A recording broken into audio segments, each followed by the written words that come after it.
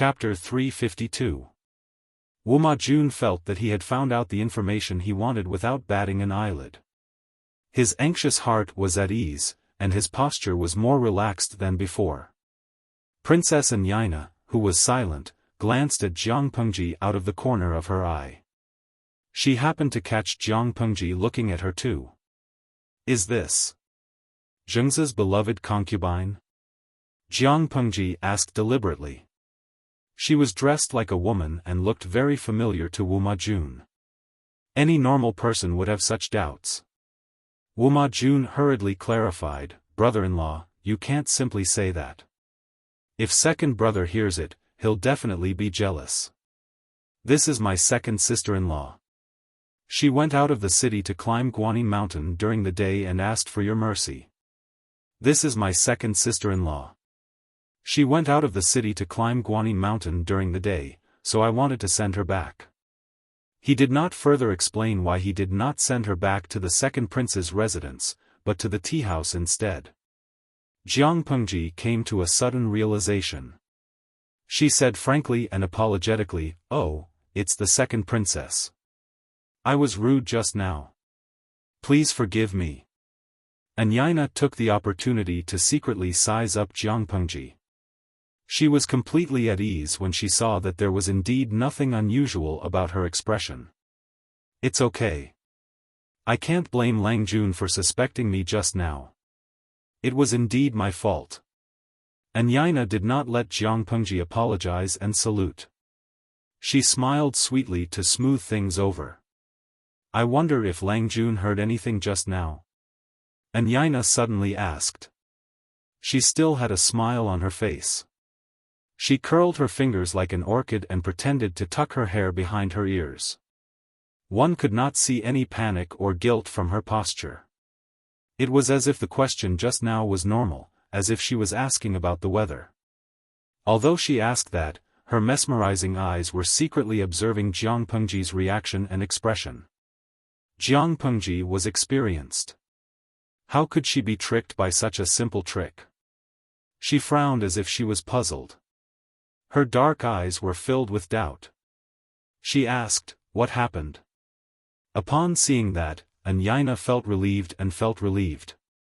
She quickly thought of a suitable excuse and said, "Lang Jun, you don't know. I was taking a nap in the next room just now and heard some rustling. I was too tired from praying to Guanyin during the day, so I couldn't open my eyes. After waiting for a while, when I woke up, I found that I had lost a valuable item. It must have been a thief." She smiled bitterly as she spoke, as if that thing was very important to her. "A thief broke into the tea house?" Jiang Pengji furrowed her brows and asked seriously, "What did the second princess consort lose? If it's a personal item, once the thief spreads it, it may cause great damage to your reputation. You must catch him as soon as possible." Anyina pursed her lips and revealed a bitter expression. "Thank you for your concern, Lang Jun. Perhaps the thief knew how powerful he was, so he didn't steal anything valuable. He only took a few money bags and lost some ordinary belongings. It's just that there's a handful of soil in the purse that I brought from my hometown. I always carry it with me to remind myself not to forget my roots. Now that it's been stolen by the thief, I'm in a panic." Anyina left her hometown alone and married into Dongqing. No one could say that it was not good for her to carry her hometown with her. Jiang Pengji could not help but look moved. She sighed softly and said, "The marriage of the second princess consort to Dongqing is the link between the two countries. However, it's hard to leave one's hometown. The noble act of carrying your hometown with you makes me feel ashamed. I would like to help you with this matter. However, Xiaoyu and I didn't hear anything unusual when we were drinking tea in this tea house. Should we ask the manservant in the hall?" Anyina knew how good the tea house was. Otherwise, she would not have chosen it to meet Wu Jun. Now that she had tried repeatedly and confirmed that Jiang Pengji and Xiaoyu really did not hear her secret, the doubts in their hearts naturally dissipated. She smiled and nodded, revealing a fragile and worried look. If that's the case, I'd better not trouble you.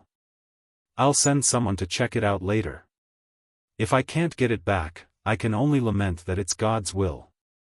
I heard that your sister is about to marry into the royal family. She'll be a relative by then. You should visit her more often in the future. It's getting late now. I should go back to the residence so that my husband won't miss me. And Yaina deliberately mentioned her stepsister, Lu Huan, in the Lu residence. Jiang Pengji responded very tactfully. You're right, second princess consort. Jiang Pengji smiled embarrassedly and said humbly, my sister has been spoiled too much at home. She has a bad temper. Please take care of her after the wedding, second princess consort. If that's the case, I'll be very grateful. And Yaina chuckled and covered her lips with a handkerchief. She threw Jiang Pengji a moving look that seemed to be annoyed. Your sister's husband is here. He should be the one to take care of her. And Yaina stood up and pretended to leave. Wuma Jun blushed in cooperation. He played the role of a newbie driver who was about to get married vividly. In the background, Su Ku watched the three of them act together calmly. He looked down and acted like he was watching a show. In terms of acting skills, he only admired Jiang Pengji. And Yaina and Wuma Jun should not be underestimated either. That was true. They could hide from everyone's eyes and ears for a secret rendezvous. If they did not have some acting skills, they would have been exposed long ago. How could they be free and unfettered until now? Seeing that Yaina and Wuma Jun found an excuse to leave, Su Ku stood up with Jiang Pengji and prepared to send them off. However, God did not seem to care for Yaina and Wuma Jun. Their departure did not go smoothly. A maidservant stopped them with a slightly awkward expression and bowed deeply to them. What happened downstairs? Jiang Pengji played with the sandalwood fan in her hand.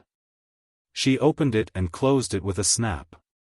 She asked the maid indifferently, if you don't have an explanation and stop the four of us here, I'll settle the score with your boss. The maid heard that and cold sweat rolled down her back. She said in fear and trepidation, please don't be angry. Please don't be angry. It's just that some unruly commoners are making trouble downstairs. I didn't want to offend you, so I took the liberty to stop you. Making trouble? Jiang Pengji smiled.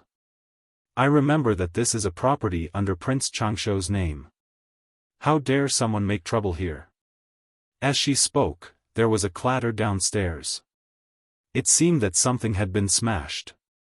Jiang Pengji walked past the maid and went downstairs to join in the fun. Xiaoyu, protect the fourth prince and the second princess. Don't let the villains offend them. Before she left, she gave Su Ku an order. It was also that order that ruined Su Ku's and Xiaoyu's plan to leave through the back door. They could only bite the bullet and follow her downstairs. In the hall, the musicians who were plucking the strings and the dancers who were dancing had already pushed away in fear and hid at the side. There were two groups of people confronting each other at the place where they were supposed to be painting. They were at daggers drawn and the atmosphere was tense. What happened? Jiang Pengji looked at the two groups of people and asked the manservant who was doing odd jobs on the first floor in a low voice. Chapter 353.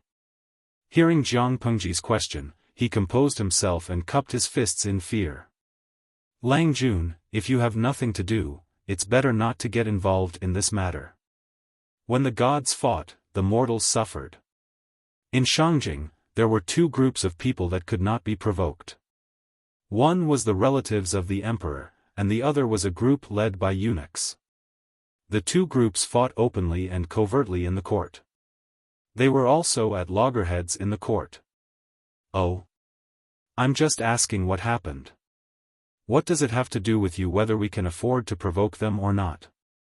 Jiang Pengji was too lazy to lift her eyelids. Although the servant had good intentions, after thinking about it carefully, he was overbearing. She was just asking. It was her business whether they would cause trouble or not. It was also her business whether she was afraid of trouble. She did not need a third party to make decisions for her. The servant's face froze. He realized that his words were inappropriate and had angered Jiang Pengji. He hurriedly tried to salvage the situation. He cupped his fists and apologized. Lang Jun, please forgive me. It was my fault just now. Okay. Jiang Pengji responded. Her eyes drifted to the two groups of people in the middle of the hall. They seemed to be confronting and discussing. There were messy tea sets and the 4 treasures of the study lying at their feet. There were also tea tables and study tables that had fallen apart.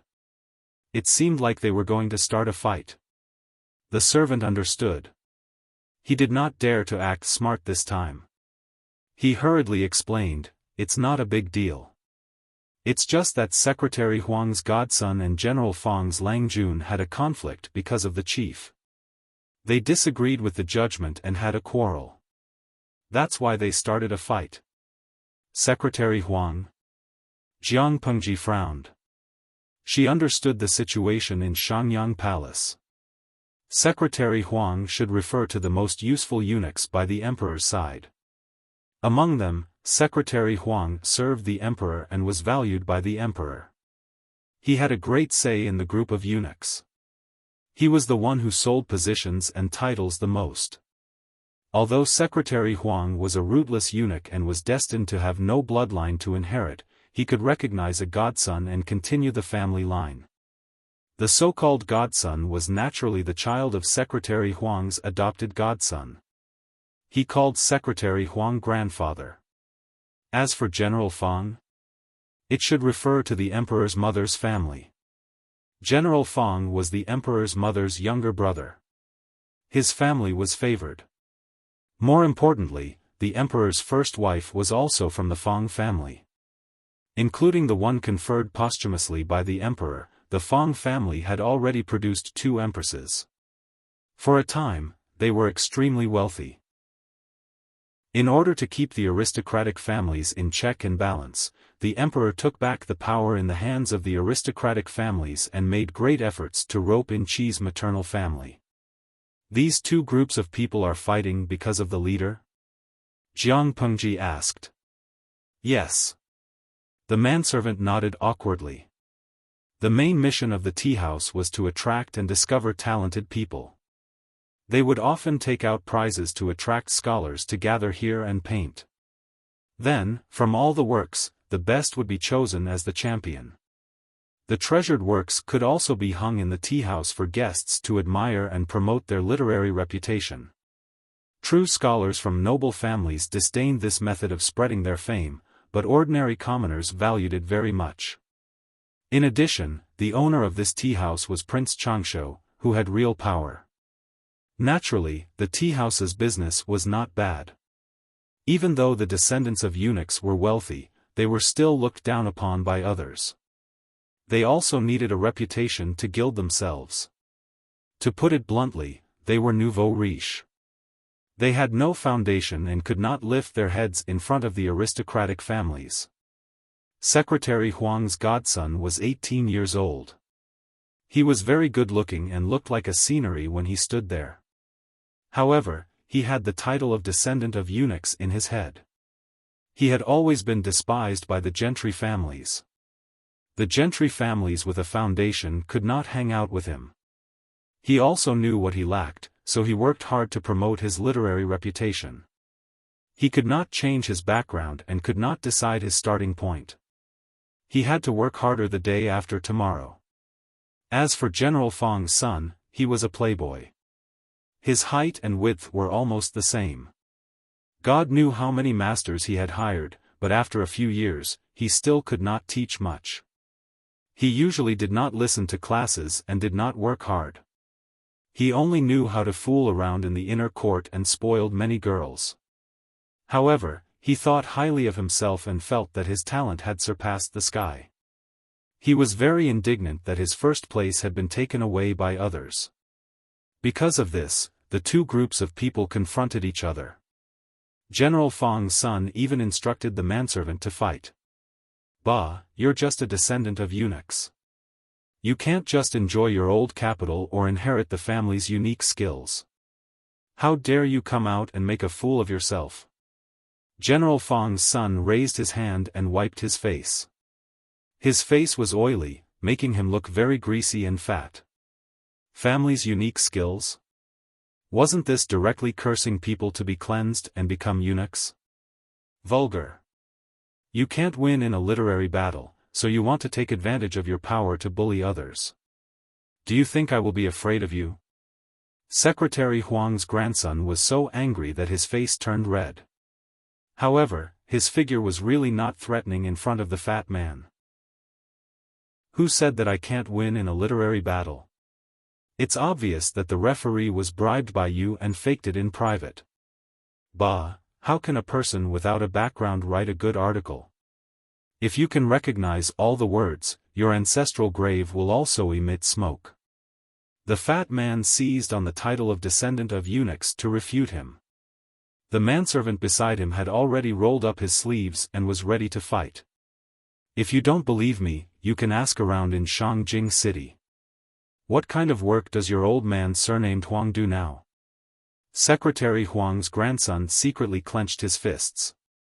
He didn't like the title of descendant of eunuchs, but he really treated Secretary Huang as his own grandfather. How could he tolerate outsiders humiliating him? Damn fat man, you really won't give up until you see the coffin. Do you really want to fight for real and fight for real? Come on, see if I won't beat you until you call me father. Whoever is afraid is a coward. Take off your clothes, lie on the ground, and bark like a dog. The fat man also clamored fearlessly. General Fang controlled the imperial guards in Shangjing City. To put it bluntly, he didn't need to care about anyone except the emperor and the princes of the royal family. Not to mention a small eunuch son, even if it was Secretary Huang himself, he didn't need to be afraid. The people of the two sides were burning with anger. It seemed that the battle would start at any moment. Clang! Clang! Naturally, they didn't need to fight with each other. They just handed it over to the manservant beside them. Fight! Fight with all your strength. Beat them until they piss their pants. If you don't teach them a good lesson, the grandson of a eunuch dares to mess around in Shangjing. What a sh*t. The fat man shouted while stepping on a table. His expression was ferocious and excited. Secretary Huang's grandson also hid behind the hatchet man. He saw an inkstone, directly grabbed it, and splashed the ink on the fat man. For a moment, the manservants of the two sides wrestled with each other and threw whatever they caught. The fat man was too fat and wasn't sensitive enough. Secretary Huang's grandson hid behind the people and sneakily attacked and threw the ink. The entire hall on the first floor was filled with screams and the sound of smashing. Some scholars couldn't stand it anymore and simply covered their faces and left. Some people hid at the side and watched the show. It was really a feast for the eyes. To put it simply, this was just a fight between two young men. Neither of them was convinced by the other. Chapter 354. In Yang Kuaixian, oh my god, the spectators were so surprised that they dropped the melons in their hands. After watching the host's live broadcast for a few years, this was the first time he had seen a group fight of such a scale. Moreover, the two parties involved in the fight were rich second generations with great status in ancient times. This feeling was indescribable. Lo Ciji Lianmeng, TSK, to put it bluntly, they are just nouveau riche or local tycoons with no background. From this, it could be seen how the upbringing of the two families was like. If it were a landowning household with a solid foundation, even if they wanted nothing more than to stomp the other party to death, they would still be courteous on the surface. Linglong Mibao hashtag propping my chin. Compared to a hypocritical battle of words, I still prefer this kind of momentum. Nguan bao bao tai, ha ha ha, I like it too. Just like what the host had said before, it was useless no matter how eloquent you were with your mouth. Once your opponent's ears were blocked, you wouldn't be able to affect him no matter how loud your opponent was. What was the use of only being good at talking? Even if he gave the other party a few scratches, why not hit him back for others to see? Therefore, if you can use your fists, you definitely can't use your mouth. Because of Jiang Pengji's influence, most of the audience in the streaming room had been infected with her temperament. Life and death are indifferent. If you're not satisfied, just fight. If you can use your fists, don't talk nonsense. Jiang Pengji raised her hand to protect Su Ku to prevent the thin scholar from getting involved in the melee. Out of the corner of her eye, she glanced at the expressions of the passers-by around her. They all looked like they were here to watch the show. She was slightly moved. Let them fight and not find someone to separate them? Jiang Pengji lowered her eyelids and asked the servant coldly. The servant smiled bitterly as if he had drunk a large bowl of bitter gourd juice. His entire face was scrunched up. What are you talking about? The servant added in his heart, but he didn't dare to say it out loud. Although my master is Prince Changsho, the prince is busy every day. How would he have the time to care about these trivial matters? No matter if it's the grandson of Secretary Huang or the son of General Fang, they're both immovable Buddhas. Who dares to stop them? It was not a big deal to stop a fight, but they were afraid that both sides would think that the third party was a hindrance and beat up the person who tried to stop the fight first. At that time, it would truly be like suffering in silence, unable to voice out the bitterness. When immortals fought, mortals suffered.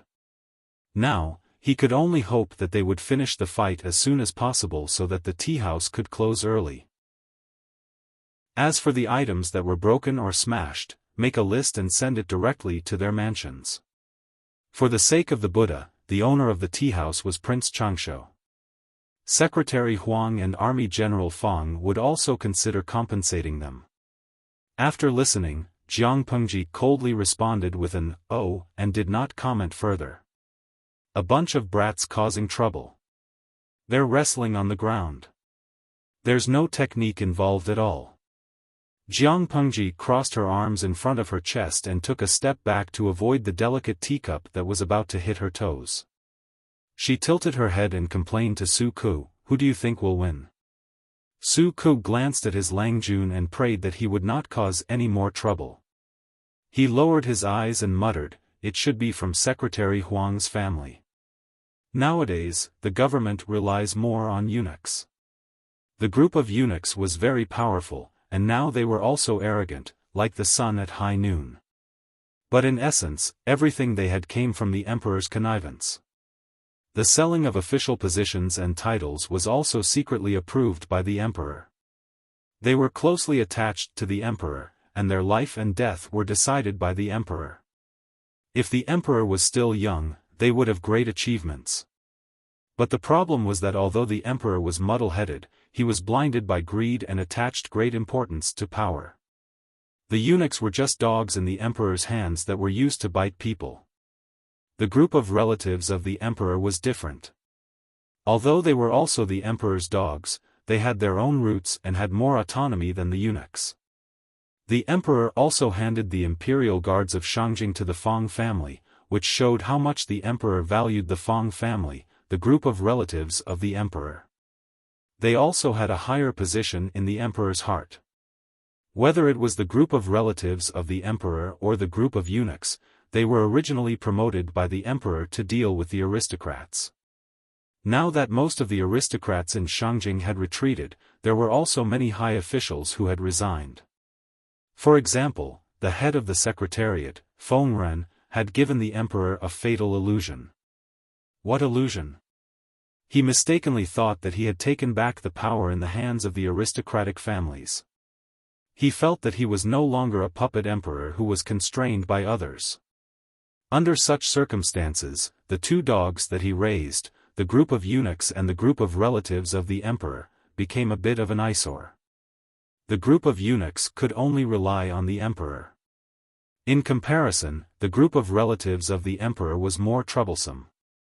Jiang Pengji also guessed that they were from Secretary Huang's family, but the reason was not what Su Ku was worried about.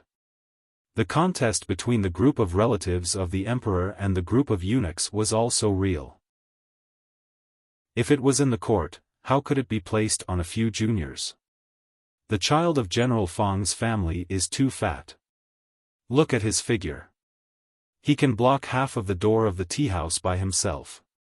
No matter how he moves, he is a huge target. Secretary Huang's grandson is clever. He has been hiding behind the manservant and shooting arrows from the back. He has great achievements. Who gave him the courage to compete with a long-distance fighter in terms of mobility? Su Ku was silent. He suddenly felt that his previous serious analysis had all been fed to the dogs. Jiang Pengji continued, however, when it comes to a group fight, one man can hold the pass against 10,000 people, or one man can drown people with too much saliva. Secretary Huang's young Lang Jun doesn't have enough fighters. If it continues to drag on, I'm afraid he will suffer losses. When Su Ku heard that, he secretly rolled his eyes. When it came to a group fight, he only admired his Lang Jun. As they talked, the situation became clearer and clearer. General Fang's son was very favored at home. Whenever he went out, he would bring 20 to 30 thugs with him. Just now, only half of them participated in the battle. The other half received the news that Lang Jun had been beaten and rushed in from outside. Originally, the two sides were evenly matched, but now, because of the number of people, the balance had tilted. Seeing that Secretary Huang's grandson was about to be caught and beaten up, the lad suddenly rolled backward and shouted regardless of his embarrassment. "Brother Ju, come and save me." Brother Ju?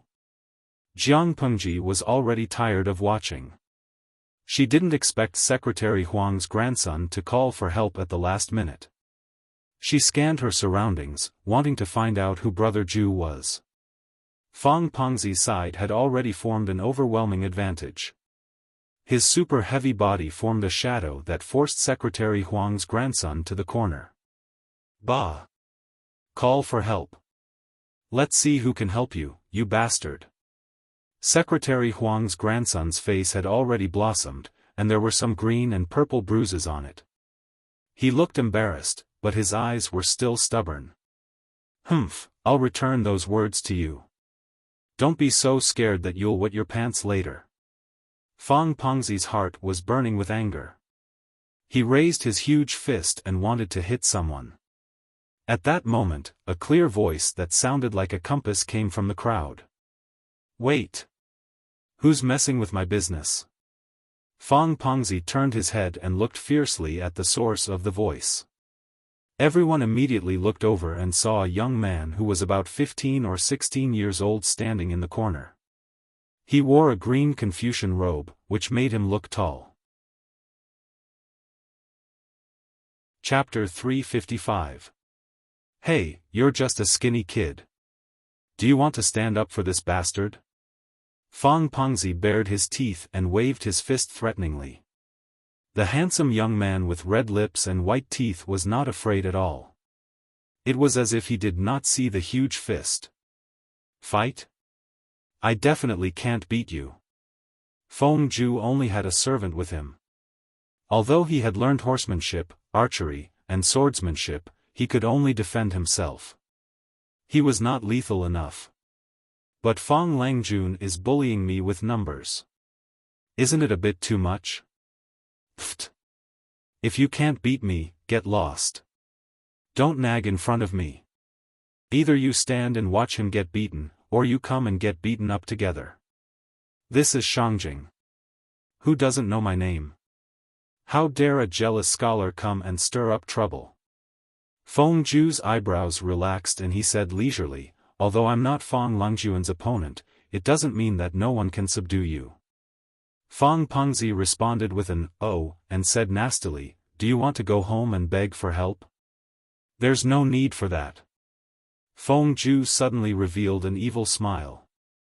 It was as if a pure white drawing paper was dyed with a thick and colorful line. "Fang Langjun, do you dare to bet with me? If you win, I won't care about Huang Lengjuan's matter. If you lose, this matter will be written off. Fang Pengzi snorted. Although he had a fat pig's ears and no ink on his chest, it did not mean that he was really a pig. This bet doesn't benefit me at all. Fang Pengzi sized up Feng Ju with a pair of sneaky eyes and then said nastily, why don't we change the bet? If you win, it'll be written off. If you lose, you'll spend a night with me. How about that? As soon as he said that, everyone's expression changed. Feng Ju's eyes flickered and revealed a frightening murderous intent. Fang Pengzi was frightened. His legs turned to jelly under the gaze, but he still straightened his chest. Secretary Huang's grandson did not expect things to turn out this way. He hurriedly scolded Fang Pengzi. Shut up. You really dare to say anything. Brother Ju is the third Langjun of the Feng family in Shangyang. Aren't you afraid of offending people? He deliberately emphasized the words, third Langjun of the Feng family. When Jiang Pengji heard this, she secretly sized up Feng Ju. She thought to herself, this is Feng Jin's third brother? Feng Ju's attire looked simple, but the material of his clothes was exquisite. With one look, one could tell that he was either rich or noble. Fang Pengzi did not expect him to have such a powerful background. Although the head of the secretariat, Feng Ren, had retired long ago, the prestige of the Feng family in Dongqing was still unshakable. Fang Pengzi wanted to retreat, but he didn't want to show any fear on his face. Feng Ju sneered and said, sure. Brother Ju. Secretary Huang's grandson looked regretful. If he had known this would happen, he wouldn't have dragged Feng Ju into this quagmire. Fang Pengzi secretly cursed in his heart. Since Feng Ju didn't give him a way out, then everyone was in a difficult position. What are we betting on? Fang Pengzi asked. Feng Ju pointed at Jiang Pengji, who was watching the show from the side. Whoever can take away a personal item from this Langjun will be the winner. What do you think? Jiang Pengji was confused. The audience in the streaming room also reacted. He was trying to divert the trouble to someone else. Xylitol chewing gum, no way. Young Feng Jin's brother is so black-bellied and hateful. He actually framed the streamer? Linglong Mabausuo, you're so naughty. The streamer is really unjustly implicated this time.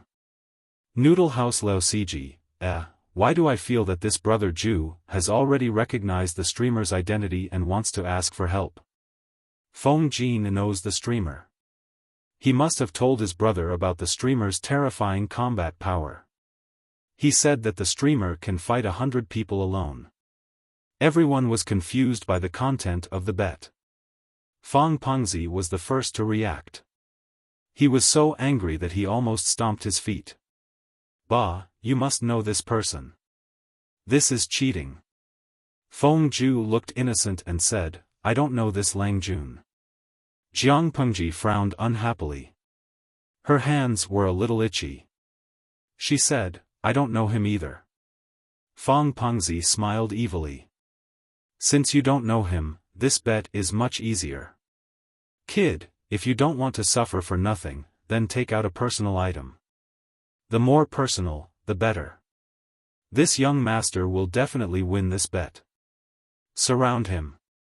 The manservants obeyed and hurriedly surrounded Jiang Pengji, separating Feng Ju at the same time. As long as Fang Pengzi got Jiang Pengji's personal item before Feng Ju, he would win the bet.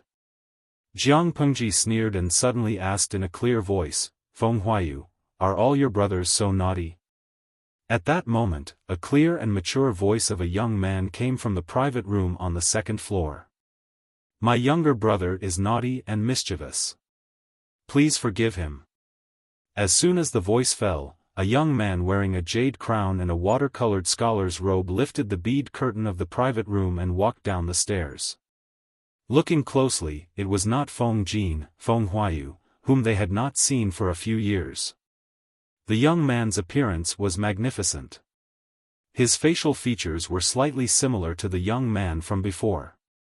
When the two were put together, it was obvious that they were biological brothers. Even so, he shouldn't have made such a bet. If he had lost, how would it have ended? Jiang Pengji was puzzled. In her opinion, the upbringing of the Feng family could only produce a gentleman like Feng Jin. How could they have produced someone as rebellious as Feng Ju? He was bold and willful. He even dared to agree to the terms of the bet. This kid had a good temper. With Jin watching over him, nothing will happen. After not seeing him for a few years, Feng Jin's impatience and immaturity had disappeared under the tempering of time. What was left was the smoothness and transparency of pearls and jade. He was like a pearl that had been dusted off. He shone brightly, warm and not dazzling. What about my reputation? Nothing would happen to him, but his reputation would be bad if it was spread out. Feng Jin's lips moved slightly. There was a hint of helplessness in his eyes. There's no need to worry when there are too many debts. Among the three brothers of the Feng family, only Feng Ju was a freak. His rebellious temperament was unknown to whom he got it from. Jiang Pengji understood after hearing his words. Jiang Pengji and Feng Jin reminisced about the past. Feng Pengzi felt that he had been left out. He was unhappy and was about to throw a tantrum. Feng Pengzi stomped his feet and pointed his fat finger at Jiang Pengji. His expression was slightly ferocious. Who cares who you are? Capture this kid and remove his clothes. Didn't you want a personal item? I'll take it all and make this bet lose for sure. Feng Jin looked at Feng Pengzi with pity. He was acting recklessly. Feng Ju's eyes moved back and forth between his brother and Jiang Pengji. No one knew what he was thinking. Take good care of my accountant. If he loses even a strand of hair, Huayu, you can't afford to pay for it. Jiang Pengji threw the sandalwood fan in her hand into Feng Jin's arms and entrusted Su Ke to him.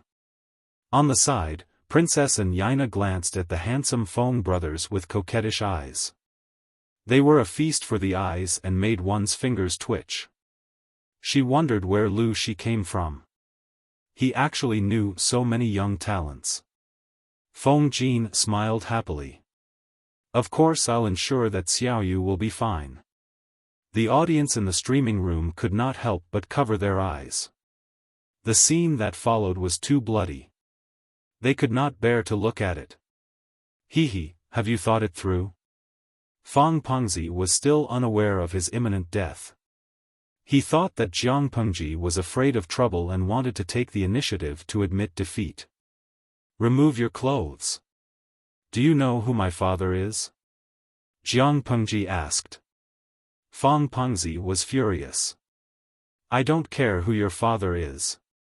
Yes, you don't have to care who my father is, but you have to know who I am. Chapter 356. You don't need to know who your father is, but you need to know who your father is. Hearing Jiang Pengji's declaration, Feng Ju was stunned on the spot.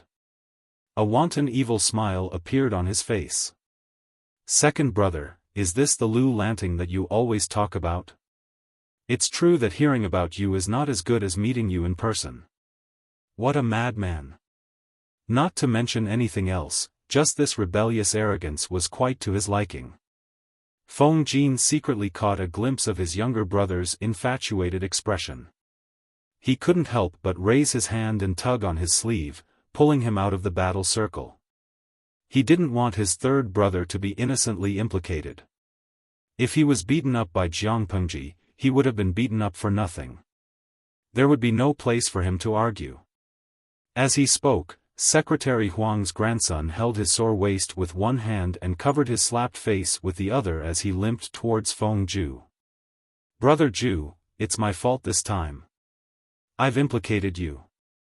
Hiss, this stinking fatty, it hurts a lot when he hits me. Secretary Huang's grandson grimaced in pain. In terms of nominal age, he was 2 years older than Feng Ju, but in terms of months, it was only 2 or 3 months a year. Probably because he often fell and rolled, he looked stronger than his peers, but his head was a little injured. Feng Ju secretly held back his laughter and revealed concern on his face. It's fine. It's just that when Bogeo returns this time, I'm afraid he will be punished by the family law Rattan.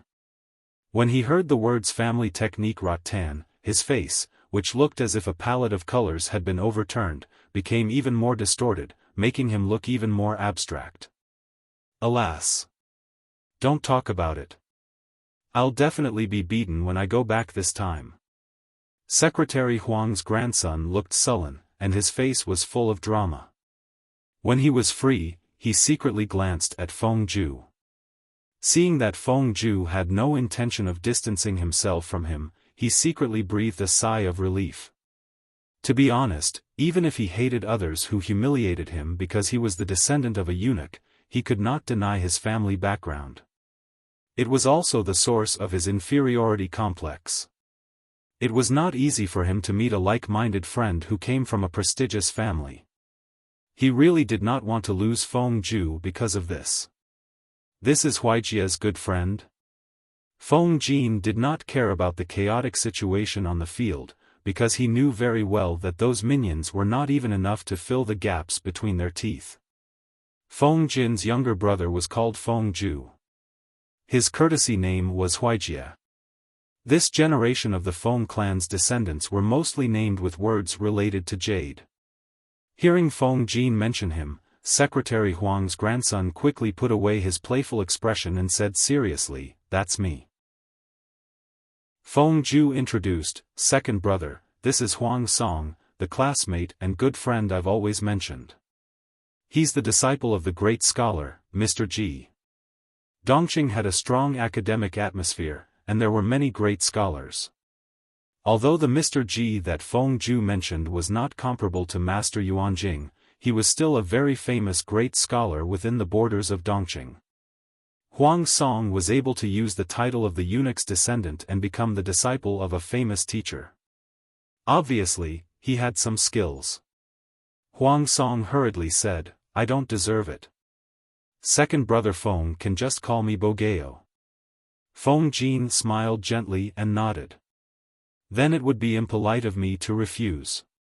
Huang Song was very sensitive to the emotional changes of others. He immediately knew that Feng Jin was keeping a distance from him. He wasn't too upset about this. If others knew that he was Secretary Huang's adopted grandson, they would have covered their noses and walked away. Very few people were willing to have a normal conversation with him. Feng Jin's attitude was actually very good. He was so focused on recognizing people that he almost forgot that Jiang Pengji was still fighting with Feng Pengzi. Huang Song slapped his forehead with one hand and hurriedly turned to ask Feng Ju. "Brother Ju, should we call for help?" Feng Ju lowered his eyelids and pouted. "Does he look like he needs help?" As soon as he finished speaking, Huang Song also turned his head to look at the situation of the fight in the hall. He happened to see a huge black shadow fall at his feet. Huang Song was so scared that he hurriedly took 2 steps back. He was still in shock.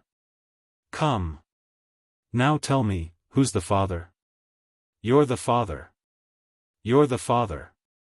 Feng Pengzi could still be arrogant at first, but as the servants died one by one and became paralyzed at his feet, his confidence became more and more fragile.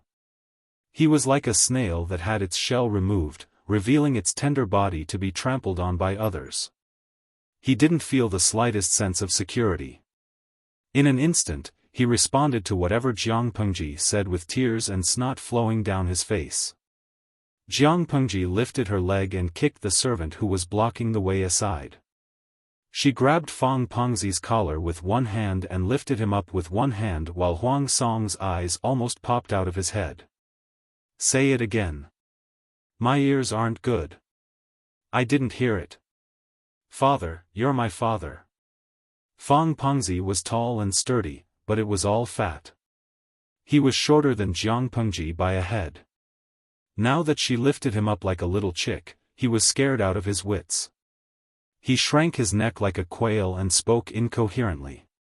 When Huang Song saw this, he was secretly speechless. He almost bit his tongue.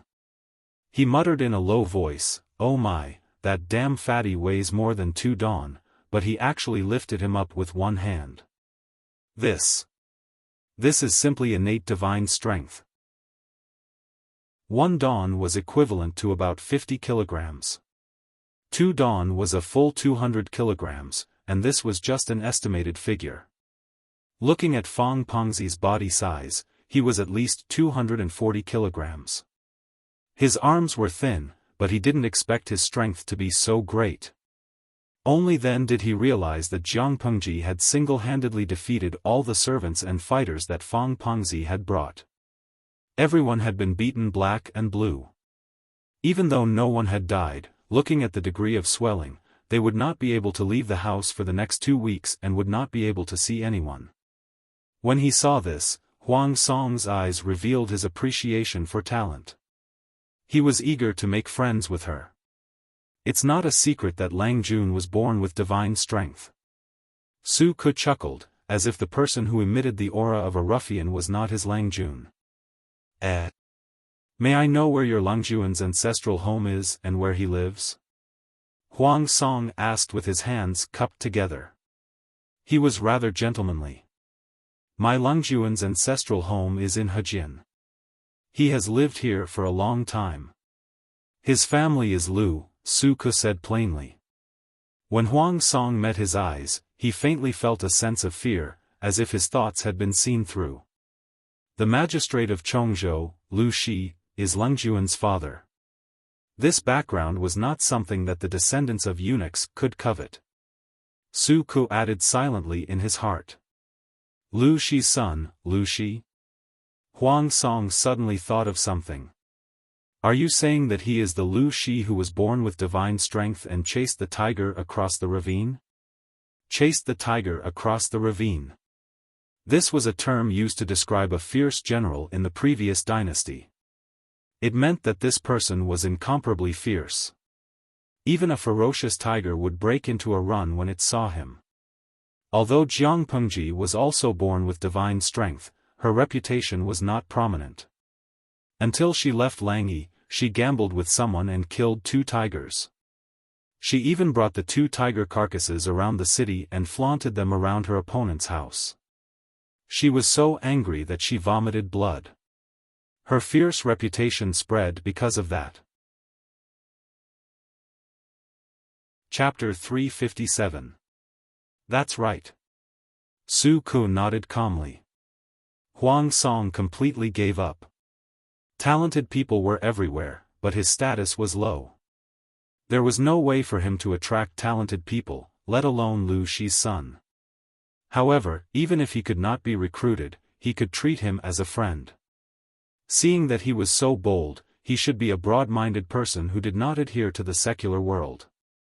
Thinking of this, the regret in Huang Song's heart calmed down a little. He continued to watch the farce.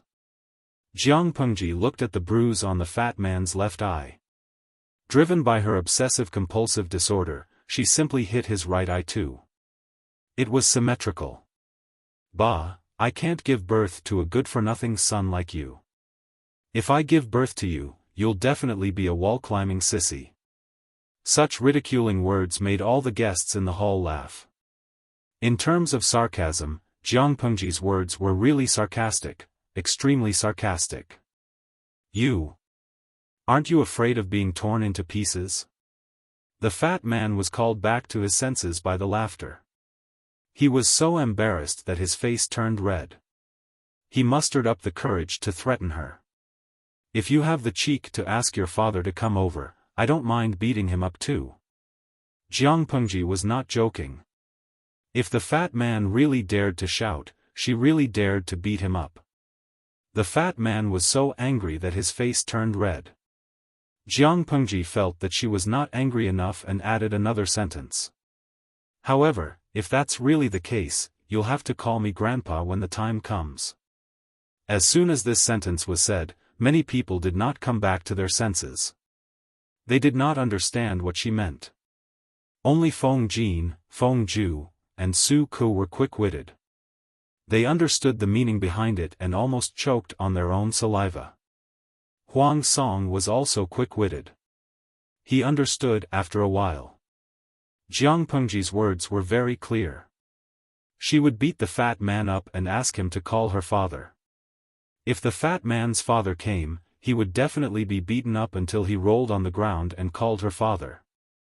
In that case, the fat man would become a grandchild and have to call Jiang Pengji grandpa. These words were really sarcastic. Get lost. I never leave anyone alive when I fight. If it weren't for your fathers, your corpses would be cold. Jiang Pengji sneered and threatened him. If you go back and complain, go ahead. This young master would like to hear whether it is you or me who is in the right. Although the cause was Fang Pengzi and Huang Song's fight for the top spot in the tea house, in the end, Fang Pengzi actually wanted to strip Jiang Pengji naked and humiliate her. This was no longer a simple conflict.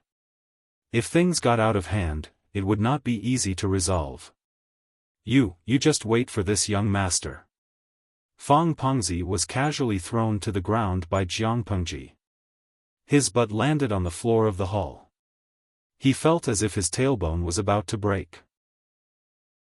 He awkwardly covered his face with one hand and covered his aching face with the other. Before he ran away, he didn't forget to leave behind some harsh words. You're welcome to come again. Jiang Pengji waved her hand. There was no trace of fear on her face. The fat man's face turned purple from holding back his anger. He left in a sorry state under the protection of a group of hired thugs and servants. When Fang Pengzi was out of sight, Jiang Pengji wiped away the annoying smile on her face and resumed her usual coldness. Remember to compensate for the damage you've done to their place. These words were directed at Feng Jin. If it weren't for Feng Jin's brother, she wouldn't have suffered such an undeserved calamity. Feng Jin smiled gently and dignified. Huang Song, who was beside him, hurriedly said, Today's incident started because of me. The compensation should be paid by me. I'll get the servants to send it over later. How can I let second brother Feng suffer losses? Although Huang Song was the descendant of a eunuch, other than having a bad reputation, his life was more comfortable than anyone else's. In terms of pocket money, among everyone present, his private stash was the richest. Who is this? Jiang Pengji had been multitasking just now. She already knew Huang Song's background, but she still pretended not to know and asked despite knowing the answer. Huang Song introduced himself embarrassedly, I'm Huang Song. If Lu Langjun doesn't mind, you can call me Bogeo. Sure. Jiang Pengji nodded. Huang Song's eyes lit up. Compared to Feng Jin's gentle and distant attitude, Jiang Pengji didn't give him the feeling that she was unreachable. In other words, there was a chance to be friends. At that moment, Wu Majun, who had been ignored by everyone for a long time, opened his mouth. That young Langjun is the beloved son of Marquis Chenjen. Lanting humiliated him, so Marquis Chenjen won't let it go. Marquis Chenjen was actually General Fang, who controlled 100,000 imperial guards in Shangjing. What's there to be afraid of? If he has the guts to come and reason with us, we'll bring out the facts and reason with him. Who doesn't have a father in this day and age? Jiang Pengji snorted. Her last sentence of competing for a father made Wu Majun swallow his unfinished words. Fang Pengzi had brought 20 to 30 fighters with him, but they couldn't beat him and were killed instead. If General Fang was shameless, he could go ahead and announce it. If he really wanted to cause trouble for her, Jiang Pengji didn't have to be afraid. Competing for a father was fine. Who didn't have a father? She had instigated Lu Shi to go to Chongzhou. The court then sent a new chief of Hu County to take over Hu County. It was a pity that Hu County was like an iron bucket under Lu Shi's governance. The people didn't accept the new boss. 3 years had passed, and Hu County was still under Lu Shi's control. The emperor hated the current situation, but he didn't dare to act rashly. Hu County was a delicious cake that could only be seen but not eaten. Who would feel comfortable? Now, the emperor wanted to use Lu Huan and Wuma Jun's marriage to get closer to Lu Shi and the royal family. He wanted to use the marriage of his children to slowly force Lu Shi to hand over Hu County. At this moment, General Feng was the emperor's dog. Why would he bite Jiang Pengji? Not only could he not bite her, but he also had to apologize to her afterward. Feng Jin held back his laughter. He almost couldn't maintain his gentlemanly appearance. I haven't seen you for a few years, but you're still so sharp-tongued. I don't know who in this world can stand your temper. The world is so big. We can always find a matching pot. You don't have to worry about this. Jiang Pengji took her sandalwood fan and fanned herself. Suddenly, she thought of something and said, I received your letter a few months ago. You said that Jingxian is 4 months pregnant. Now that I think about it, she should give birth in another 2 months, right? Under Lu Shi's matchmaking, Feng Jin married Wei Jingxian in the end. In terms of the Feng family, Wei Jingxian's birth was a little low. However, considering that she was not a member of the royal family, the conditions were not too harsh. Feng Ren and his wife asked for Feng Jin's opinion on the candidate recommended by Lu Shi. Seeing that their second son was not against it, the marriage was decided. Feng Jin was indeed a good husband in this era. At least Jiang Pengji did not find any traces of another woman in him. This meant that Feng Jin's backyard was relatively clean. Other than his official wife, there were no other women in a mess. Yes, my belly is getting bigger these few months. I vomit out whatever I ate last month. I'm so skinny. I feel nervous when I see it. It was Feng Jin's first time being a father. He usually looked calm, but in fact, he was very scared. In terms of the current medical standards, giving birth to a child was a trip to the gates of hell. One careless move could lead to 2 deaths. I heard from the elderly that the first child is not easy to give birth. To avoid accidents, it's better to hire a gynecologist and an experienced midwife to be on standby at home. It's better to prevent accidents. The Feng family was rich and imposing. They could afford to hire a maternity attendant for their daughter-in-law. Chapter 358. After Wuma Jun found an excuse to send Princess and Yaina away, Feng Jin suddenly sighed and spoke to Jiang Pengji. You shouldn't have come to Shangjing. The hustle and bustle downstairs gradually quietened down with Feng Pengzi's departure.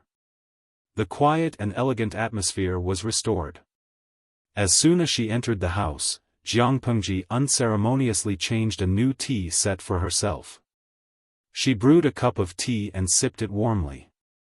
My father is far away in Chongzhou and has no time to attend my sister's wedding. I'm the only male in the family. If I don't come, who will? Feng Jin said, if that's the case, leave when you can after your sister's wedding. Jiang Pengji could not help but laugh. She said, you and I are considered old friends. Who would chase someone away the moment they meet like you? Feng Jin glanced at Jiang Pengji angrily, as if to say, if you don't listen to good people, you'll suffer. He laughed helplessly. All right, I won't chase you away. Is that okay? The two talked about the recent years, and the atmosphere was harmonious. Feng Ju, Huang Song, and Su Ku listened quietly. Occasionally, they revealed thoughtful expressions. Feng Ju was the most puzzled. He knew his elder brother's temperament very well. He seemed gentle and graceful, as if he could talk to anyone. In reality, Feng Jin was the coldest, alienated, and difficult to get close to. On the other hand, Jiang Pengji did not feel like a gentleman like the rumors said. Instead, she seemed to be rebellious. The two of them became good friends. It was a little out of place. Since the capital region is already so chaotic, why did you bring the whole family here? His wife was about to give birth. Feng Jin was really ambitious. The topic went around in circles and returned to the situation in Shangjing. Jiang Pengji thought of Wei Jingxian's pregnancy. Now that chaos was coming, why did Feng Jin come to Shangjing instead of taking his wife to have a good pregnancy in his hometown? If anything happened, he would not be able to get away even if he wanted to. Feng Jin smiled bitterly. He spread his hands and said, "This is not something I can decide." Jiang Pengji was puzzled at first, but when she saw Feng Jin's expression, she vaguely understood something. Her starry eyes widened slightly. She asked, "The situation has reached such a stage? What else?" Feng Jin raised his eyebrows and asked. To put it bluntly, Feng Jin represented the Feng family as a hostage and lived in Shangjing to appease the emperor. The influence of the relatives of the emperor and the power of the eunuchs were the two biting dogs prepared by the emperor to deal with the aristocratic families. In the past few years, the emperor had become more and more muddle-headed, allowing the marriage between the northern borderline and Dongqing to go smoothly. This move made many aristocratic families sense a great change in the atmosphere. In order to protect their families, some people chose to continue to rise and fall in the officialdom, while others pretended to be defeated and slowly retired. Feng Ren's resignation was naturally the latter. However, the emperor did not trust the Feng family at all. Perhaps it was because of this reason that Feng Jin and his wife temporarily lived in Shangjing after the wedding and rarely went out. The situation in the capital region was getting more and more tense, and his wife's belly was getting bigger by the day. This put a lot of pressure on him. The two of them did not discuss this topic in detail. After all, Huang Song was still here, and some topics had to be avoided. After staying for a long time, Huang Song vaguely knew that he was not welcome, so he simply found an excuse to leave the tea house. Feng Ju stood up to send him off. Feng Ju said in a low voice, "Second brother has been under a lot of pressure these days. Don't take it to heart, Bogeo." Although Huang Song was the son of a eunuch and his godfather was the powerful Secretary Huang was rather special among the eunuchs. He was also deeply liked by the emperor and did things like selling official positions and titles, but he also secretly extended olive branches to the aristocratic families. Yes, Huang Song's godfather, to put it bluntly, was on the fence. He was on good terms with both sides and did not offend either. If not for this, Feng Ju would not be friends with Huang Song. Huang Song shook his head, but his eyes kept glancing at the private room. He said in a low voice, "A few days ago, grandfather helped Song get a job. It's related to the guards in the capital region. If second brother Feng encounters any difficulties in Shangjing, feel free to look for me. I'll try my best to help if I can." Feng Ju nodded secretly and accepted this favor.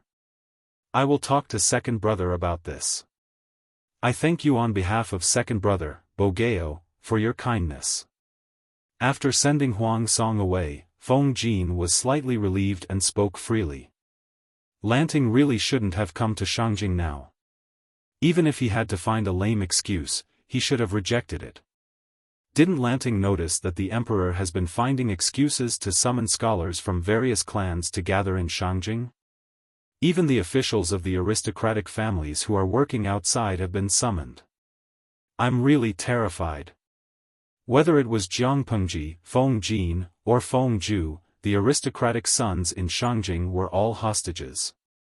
Although the emperor had not revealed his true intentions, this move was enough to make people panic. He's already here. Can he escape in the middle of the night? Jiang Pengji rolled her eyes and snorted. Before coming to Shangjing, more than one person said the same thing to me, but I still came. I'd like to see what he's up to. Feng Jin had a headache. He silently mouthed, "The imperial guards are acting strangely. I'm afraid someone is trying to usurp the throne." Jiang Pengji's eyes turned cold. She instantly understood. The imperial guards were under the control of General Fang. General Fang was a relative who was promoted by the emperor. He was the emperor's confidant. If the imperial guards were to act strangely, it could be that the emperor wanted to attack the aristocratic families and force them to hand over their power. However, Feng Jin added, "I'm afraid someone is trying to usurp the throne." Then the imperial guard's actions were somewhat thought-provoking. Usurp the throne? The princes were fighting fiercely for the throne.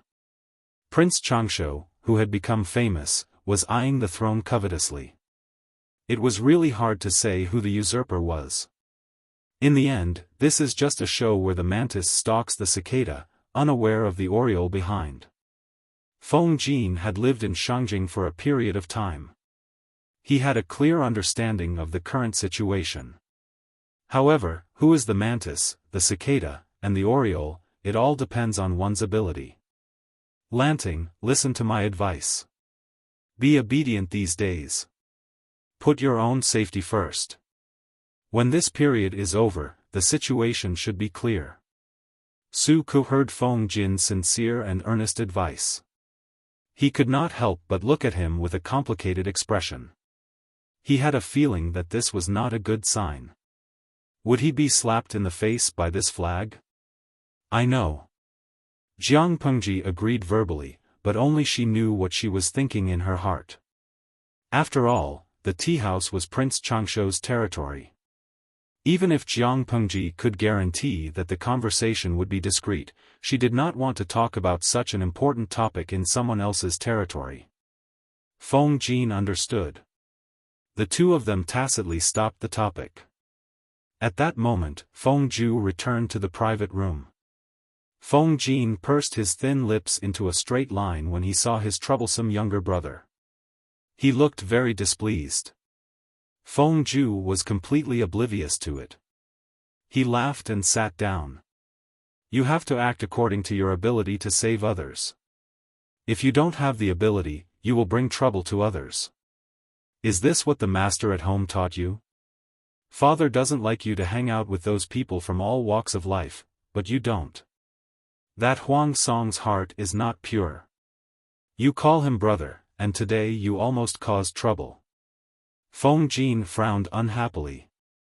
He lectured in a flat tone, if Lanting was not present and helped you out, tell me, how do you want to end this?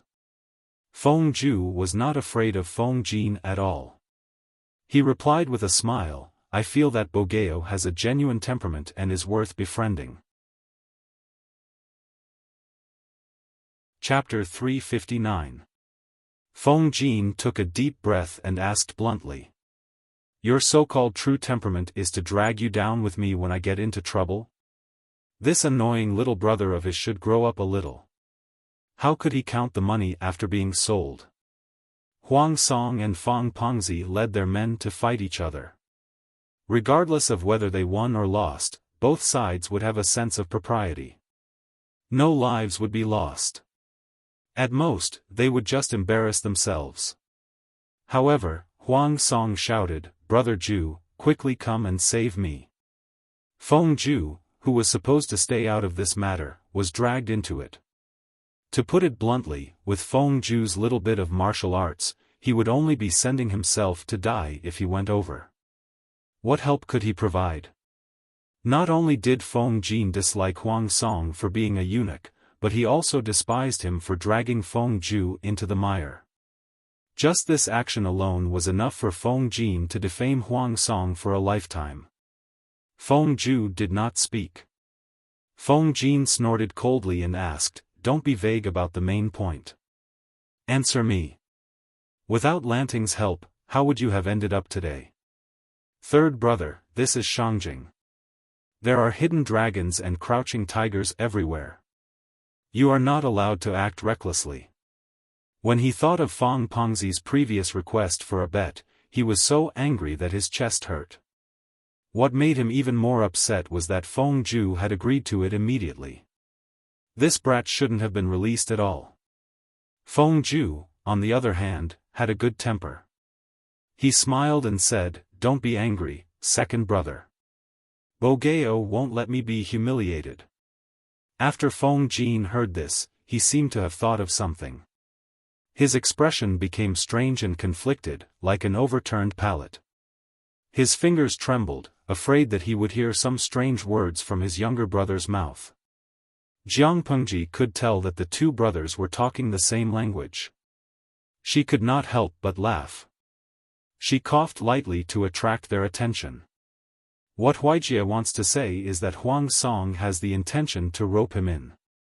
Regardless of whether it's a ploy to gain Huijie's trust, he will try his best to protect Huijie even if he is humiliated, Jiang Pengji explained, dispelling the terrifying thought in Feng Jin's mind. Feng Ju revealed a relaxed smile and nodded. That's right. Rather than saying that Huang Song had asked Feng Ju for help, it was more like Feng Ju was testing Huang Song to see how magnanimous he was. Even without Jiang Pengji's help, Feng Ju was confident that he could escape unscathed. His brother was worrying too much. Feng Jin had a lot to say, but he didn't know where to start. Feng Jin's face darkened. You shouldn't have dragged Lanting into this. What would you have done if you had not called out Lanting but some other innocent person? That Feng Langjun has always been a playboy. His actions can't be judged by common sense. Can you guarantee that everything is under control? It was one thing for him to scam his own brother, but now he even scammed his brother's good friend. Who taught such a brat?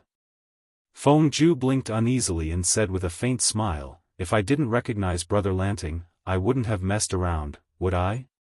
It was precisely because he had recognized it that he was fearless. Feng Jin understood what his younger brother meant. His heart was burning with anger. According to his words, if he recognized it, then he deserved to be tricked? You're the son of the Feng family, and he's merely the descendant of a eunuch. Huijie, what exactly do you want? He knew that his younger brother had a wide range of friends and did not care about family status, but Feng Ju's behavior gave him a bad feeling. Feng Jin criticized Huang Song's background, but Feng Ju did not comment. This in itself was Huang Song's shortcoming, and it was also a stain that could not be erased. Although what Feng Jin said was the truth, Feng Ju did not like his brother's habit of judging one's status based on one's family background. As they grew older, the contradiction and division between them became more serious. The founding emperor of Dongqing was an escaped slave, and he even worked as a coachman. The Feng family is also an official, but I don't see my brother saying anything about this. Suddenly, Feng Ju sneered, and the atmosphere instantly dropped to a freezing point. Were these two brothers preparing to fight? As the saying goes, one should not wash one's dirty linen in public. It was better to bring the naughty child home and teach him a lesson. Feng Jin suppressed his anger and returned to his usual calm and gentle self. He apologized to Jiang Pengji solemnly, thinking that he would deal with the naughty child when they got back. My youngest brother is naughty and mischievous. I've embarrassed myself in front of you. Huiyu, don't be angry. Huijie is still young and insensible. He will be fine when he's older. Jiang Pengji did not take the matter to heart. She even had a good impression of Feng Ju. However, this brat really needed a beating. After a meeting, they parted on bad terms. After the Feng brothers left, Su Ku was still deep in thought. Jiang Pengji asked him, are you still thinking about Huiyu and Huijie? Su Ku said, a few years ago, I had a few conversations with Feng Langjun. He is not the kind of person who is fixated on family status. Why is he now? Jiang Pengji said, first of all, people change. Huiyu is now a young man, not an immature boy. How can his thinking remain the same? Secondly, he is not fixated on family status, nor does he look down on people who are not part of the aristocratic families. He just doesn't like Huang Song. Su Ku was stunned. But just now, Xiaoyu, let's say you have a younger brother. In your eyes, this younger brother is still young and inexperienced, and he needs the protection of an elder brother. One day, a ruffian came from outside.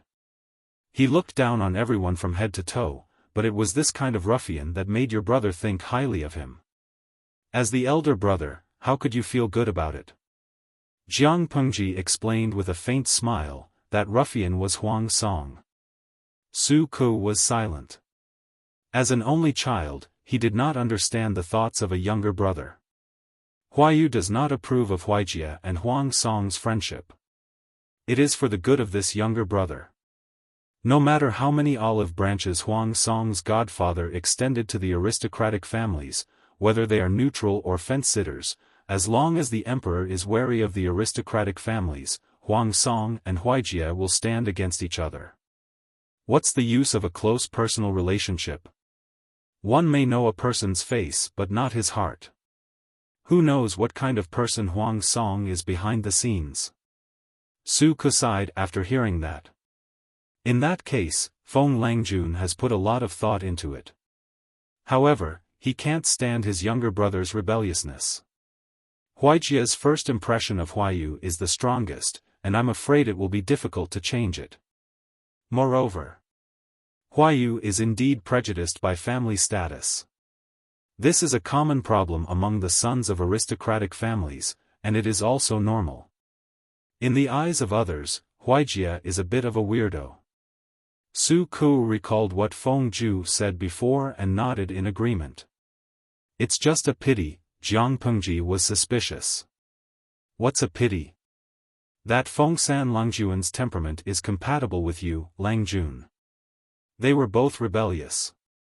They were born into the aristocratic families, but they did not have a high sense of identity with their social class. They had strong self-awareness. Tisk, let's not. If I abduct Huayu's precious younger brother, do you think Huayu will hate me? Su Ku was silent. Thinking of Feng Jin's younger brother complex, he felt that it was hard to say. Jiang Pengji brought Su Ku around the night market. They bought big and small bags of gifts. Not only did they hang all over her hands, but they also hung a lot around her neck. Fang Pengzi, who had been beaten up by Jiang Pengji, limped home with the help of the thugs.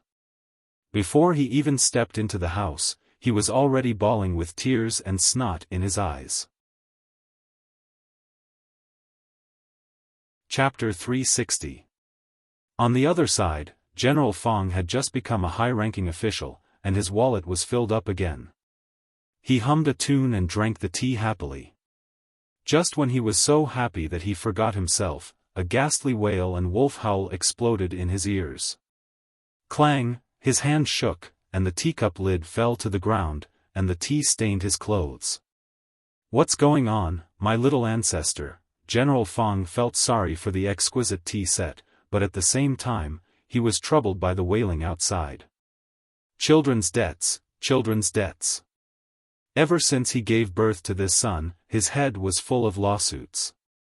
General Fang despised this son, but at the same time, he loved him dearly. When he looked up, he saw a bloated fellow crawling in from outside the door. This scared General Fang. Go, go, go, what demon or evil god? General Fang was so scared that he shrunk his neck. He was not to be blamed for being timid. The person's face was bruised and swollen, and there were 2 purplish circles around his eyes. There were 2 thin red bloodstains under his nostrils, and he looked like a small snake. Looking from afar, he looked like a bloated man with a pig's brain. This monster was speaking in a voice that he was very familiar with. General Fang was stunned. Wasn't this his son's voice? Father, your son's heart is bitter. Fang Pengzi struggled to push away the servant who was supporting him, and crawled to his father pitifully. At this moment, General Fang had to face the truth. This unlucky child who was beaten into a pig's head was really his son. Daddy's sweetheart, how did you become like this? He wanted to hold his son's face to see where he was hurt, but he didn't know where he touched the wound. Fang Pengzi grimaced in pain, and General Fang didn't dare to act rashly. Fang Pengzi's tears and mucus flowed down his face. "Father, it's that damned Huang Song who bullied me again." General Fang was instantly enraged when he heard this. He flipped the tea table beside him with a slap.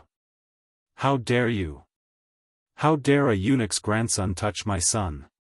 I want to ask, how did that eunuch Huang Tan teach his grandson?" General Fang was so angry that he could not stop breathing. His own son was beaten by a eunuch's grandson, where could he put his face? Fang Pengzi continued to weep and wipe away the snot and tears on his face with his right hand. "Father, it's not just Huang Song. There are other bastards." Fang Pengzi had always looked down on Huang Song. No one was more noble than the other, but he was the one who could become the disciple of a great scholar. Why? The two of them had their fair share of conflicts in private. Some of them had won, and some of them had lost. However, this was the first time they had suffered such a huge loss. Who else besides Huang Song? General Fang had a fierce face, and his palms, which were as big as a cattail leaf fan, were covered with thick calluses. Coupled with his burly and obese body and his fierce expression, he looked somewhat dignified. But everyone knew that General Fang was of humble birth. Before he became Marquis Chenjen, he was a street peddler. Fang Pengzi said vaguely, "There's another kid. I don't know where he came from." General Fang was silent for a while. Although he felt sorry for his son, he was not blind. There was something wrong with Fang Pengzi's attitude. It was obvious that he was hiding something. This made him more cautious. He simply called his son's lackey over and asked him in detail. After a detailed inquiry, General Fang almost clutched his chest and breathed his last. "Evil creature! Who asked you to provoke them?" The Feng family of Shangyang was an existence that even the emperor was wary of. Who gave this kid the guts to do so?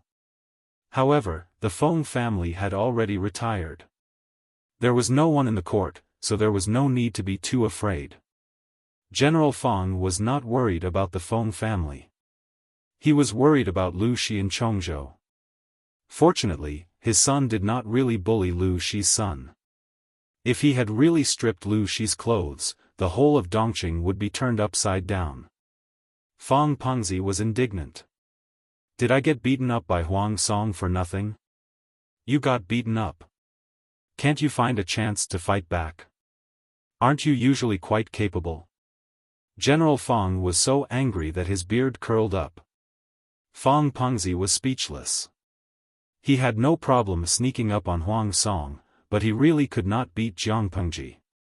"If you don't get back at me, I'll look for my aunt to get justice for me." The aunt that Fang Pengzi mentioned was the Empress, the Crown Prince's mother. When General Fang heard this, he was infuriated. Outsiders did not know, but how could he not know? His sister did not come from a good family background and did not have outstanding looks. Ever since she gave birth to the Crown Prince, she did not have much love left. The emperor was also greedy and lecherous. There was no shortage of young and beautiful women by his side. The old and fading empress was invisible in the emperor's harem. If the emperor did not need to promote his relatives, the crown prince would still be alive. Perhaps the empress would have been dethroned. "Stop! You evil creature, come back here." Army General Fang stretched out his huge palm and directly dragged his son back, lest he really ran to the empress to complain. "I can't take this lying down." Fang Pengzi struggled. In the end, he simply sat on the ground and stretched out his legs to make a scene. "You don't love me anymore." General Fang's expression turned purple from holding back his anger. In the end, he had no choice but to go to the emperor to complain because he really felt sorry for his son. However, Fang Pengzi was one step too late. Huang Song was very cunning. He knew that this matter could not be solved easily, so he complained to his adoptive grandfather early on and explained everything clearly. The grandfather and grandson quickly finalized a plan. They gave the emperor a heads-up in advance and pushed the blame to Fong Pengzi. As mentioned before, the emperor liked eunuchs more than relatives who had a big appetite. In his opinion, this was just a small matter. Wasn't it normal for two juniors to have a conflict? Secretary Huang had just given the heads-up when General Fong went to the palace to complain. This behavior made him very unhappy. In terms of figuring out the emperor's will, how could General Fong compare to Huang Tan, who served the emperor? In the end, the father and son of the Fong family were disgraced. Huang Song had achieved a small victory, but his friend Feng Zhu did not have it so easy. Feng Jin would not make a scene, nor would he scold him. However, he would stare at him coldly and exert mental pressure. Under such cold violence, Feng Zhu gradually could not sit still anymore.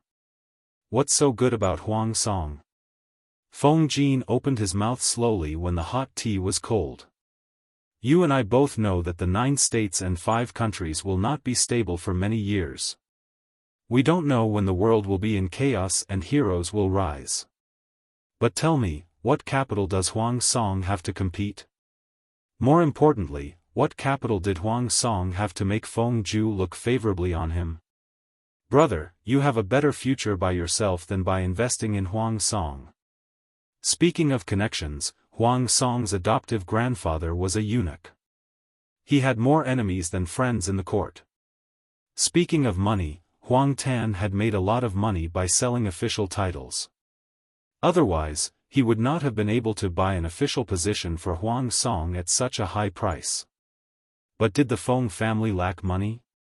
Speaking of official positions, Huang Song was the patrol officer of Shangjing, which was bought at a high price. It sounded nice, but his duties were similar to those of urban management. He was only in charge of trivial matters. Speaking of fief? There was no need to consider this question. Feng Zhu wanted to dodge it, but Feng Jin would not let him go so easily. Chapter 361. Connections, wealth, status, official title, territory. In Feng Zhu's opinion, these were all external things. If one managed them well, they would naturally be there.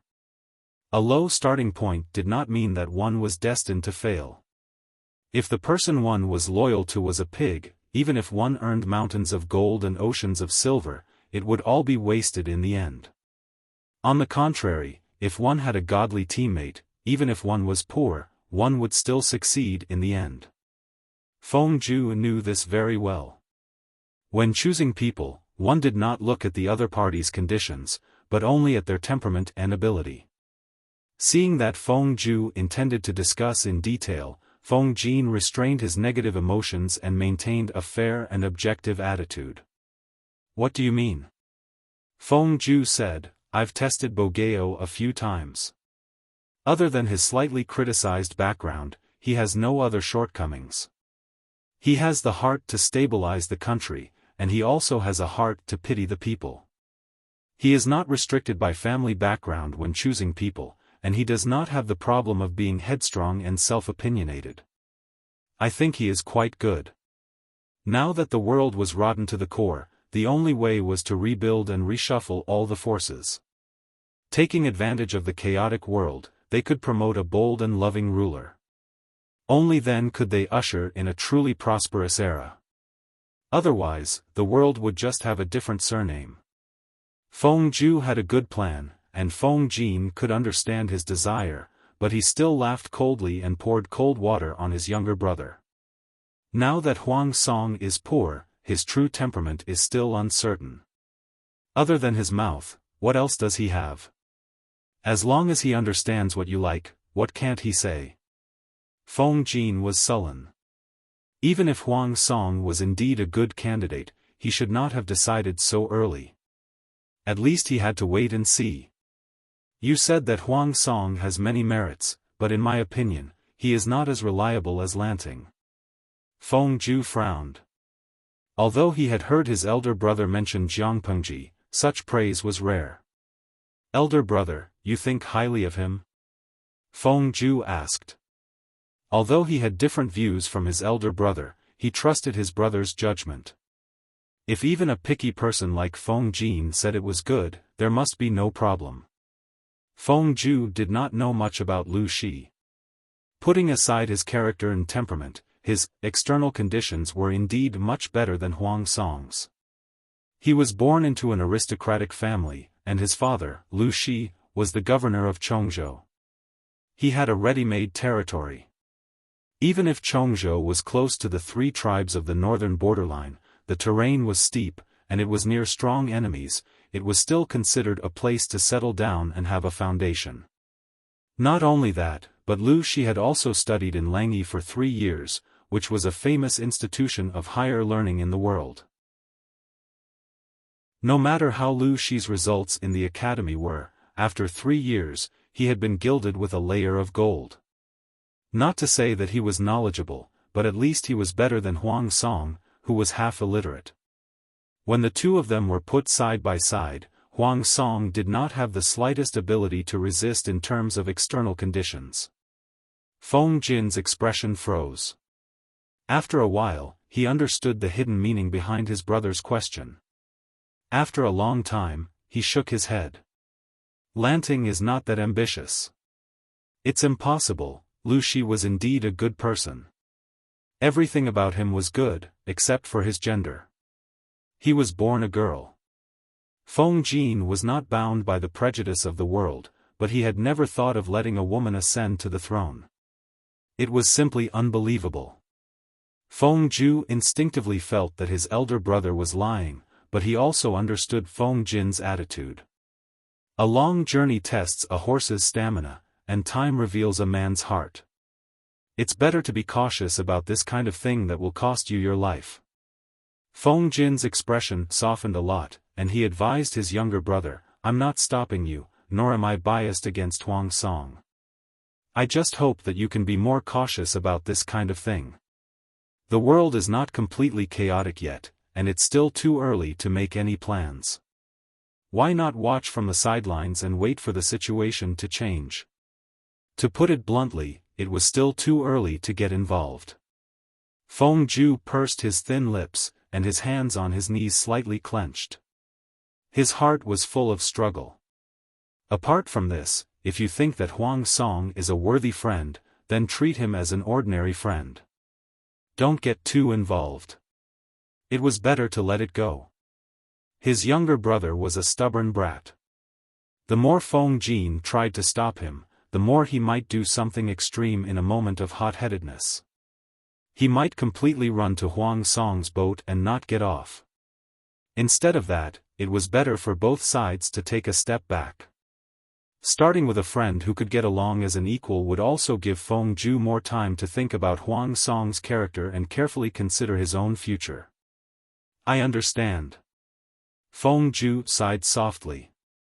His relationship with Huang Song was not so good that they could wear the same underwear. Naturally, his brother was more important. As the two brothers spoke, a series of slow but heavy footsteps came from afar. After a while, a gentle female voice was heard. Husband, what are you talking about? Why are you so intimate? A few years had passed, and Wei Jingxian, who was already a wife, was no longer as immature as before.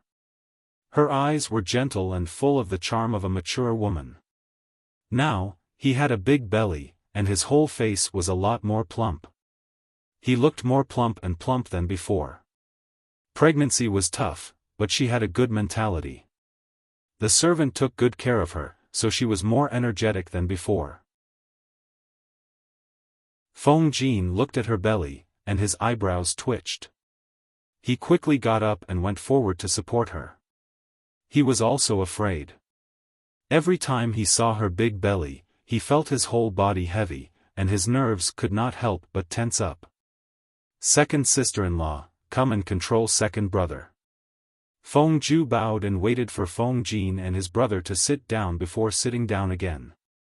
He complained half-truthfully, second brother and I haven't seen each other for a long time. We should be catching up with each other, but he just won't let go of his studies and wants to test us. Wei Jingxian pinched her handkerchief and covered her mouth with a chuckle. Husband often says that youngest brother is talented and smart, but he may not be able to test you. Second sister-in-law is really good at talking. It's comfortable to hear. Unlike second brother, who only reprimands and reprimands. Feng Jin glared at him, and the two brothers exchanged a few glances. As they grew older, the relationship between Feng Jin and Feng Ju gradually became tense. Wei Jingxian found out not long after she married into the family, but she could not say much due to her identity. She could only try to ease their relationship. I've prepared some light wine and dishes. I wonder if husband and youngest brother will do us the honor? You're heavy. You can leave these small things to the servants in the future. You don't have to do it yourself. Feng Jin urged her earnestly, but whether Wei Jingxian was willing to do it or not was not something he could decide. They brewed tea, boiled wine, and drank 2 cups with exquisite dishes. The two enjoyed the meal and temporarily forgot about what happened just now. Feng Ju secretly looked at the heavy second sister-in-law, then looked at second brother, who was frowning slightly. His heart softened. It was better for him to listen to his second brother's advice and observe the situation from the sidelines for now. The sky was dark. Feng Ju stayed in the guest room, and Feng Jin and his wife also prepared to sleep. Before going to bed, Feng Jin suddenly thought of something. It's the wedding of the 4th prince and the daughter of the Lu family's concubine. It's reasonable for us to give them a small gift. Wei Jingxian touched her belly and did not react for a moment. Feng Jin said again, the daughter of the Lu family's concubine is Lanting's sister. Although they were not relatives, Feng Jin and Lu Shi were good friends, and he was also a friend with Wu Majun, so he should give him a gift. Chapter 362. The governor of Lu province is busy. As the second son, Lanting has to send his sister off. Feng Jin turned around and sighed. But she shouldn't have come at this time. I don't know if she can get out of this mess. Wei Jingxian wanted to say something but stopped. The room was dark, so Feng Jin didn't notice the hesitation on her face. He didn't hear Wei Jingxian's reply for a long time. He reached out and touched her tight belly. Is the child bothering you again? They had been married for 2 to 3 years. He knew Wei Jingxian's stubborn temper. When she was still young, her legs would always cramp at night. She didn't want to disturb his rest, so she gritted her teeth and endured it. Toward such a wife, Feng Jin loved and respected her, and the relationship between the two steadily improved. No. I just suddenly thought of the past and felt a little emotional. Past? Feng Jin rarely heard his wife talk about the past. He smiled and asked, is it related to Lanting? Wei Jingxian secretly bit her lips with a troubled look on her face. She didn't know that Feng Jin already knew Lu Shi's gender. Even if Feng Jin and Lu Shi were friends, she was Lu Shi's former fiancée. She had been engaged since she was a child. Wei Jingxian couldn't figure out Feng Jin's attitude towards this matter, so she had always avoided mentioning Lu Shi. Wei Jingxian hesitated and tried to sound calm. Yes, it's related. I loved to eat when I was young, so I was round and a little fat. But I was naughty and couldn't calm down. I wanted to avoid the maids and play everywhere. One day, when no one was looking, I climbed up the pear tree outside the courtyard. I climbed up but couldn't get down. I cried for a long time. Feng Jin smiled. And then? I don't know if it's because children are similar in nature. The maids looked for me and almost cried, but Lanting found me. I was worried that I would be punished by the elders in the family, so they didn't let me ask the adults for help. But I didn't dare to go down. I couldn't do anything, so she said she wanted to be my cushion. She said she would take responsibility if I fell. Wei Jingxian smiled mischievously. Madam must have been very cute when you were young. What happened after you jumped down? Was you safe and sound? Since it was round and smooth, it must have hit Lu Shi when it jumped down. Thinking of that scene, Feng Jin felt inexplicably pleased. Wei Jingxian said, I'm fine, but Lanting's muscles and bones have been hurt. Feng Jin held back his laughter and teased, if that's the case, should prepare a small gift for Lanting tomorrow to thank her for her kindness. Wei Jingxian was startled. She thought that Feng Jin was angry, but he didn't sound angry at all. She probed and said half-truthfully, could it be that my husband is jealous? Feng Jin asked suspiciously, why should your husband be jealous? He was jealous of a girl. Was he that kind of person?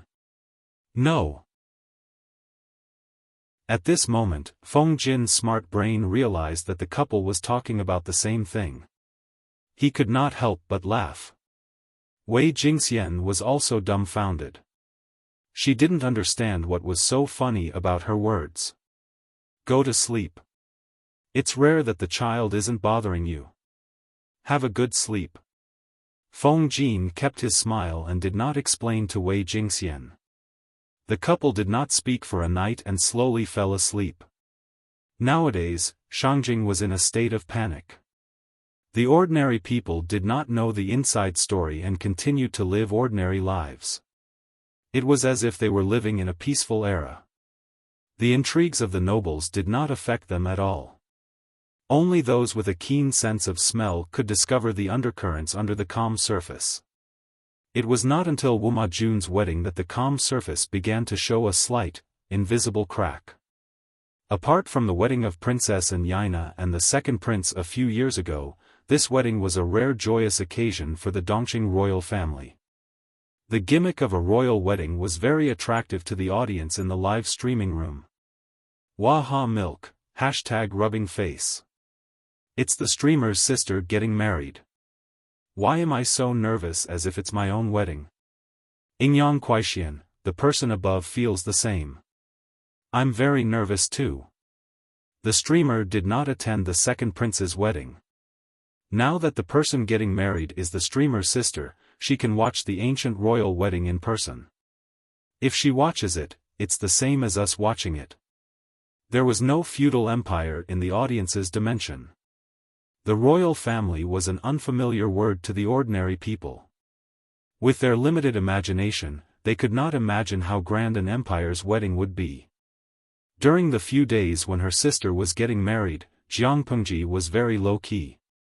She stayed in the residence most of the time and only went out to visit a few times.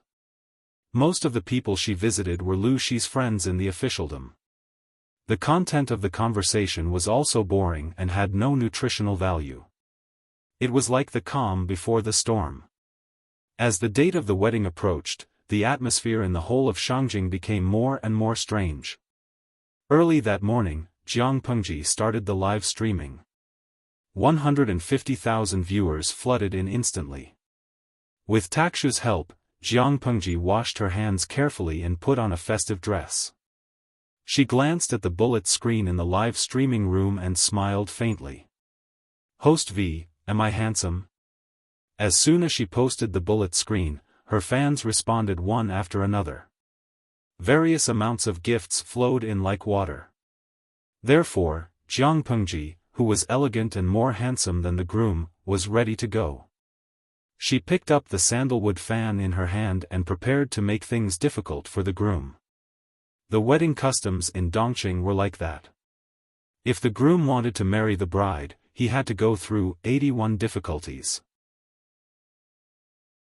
In the words of the audience in the live streaming room, it was actually making trouble for the groom.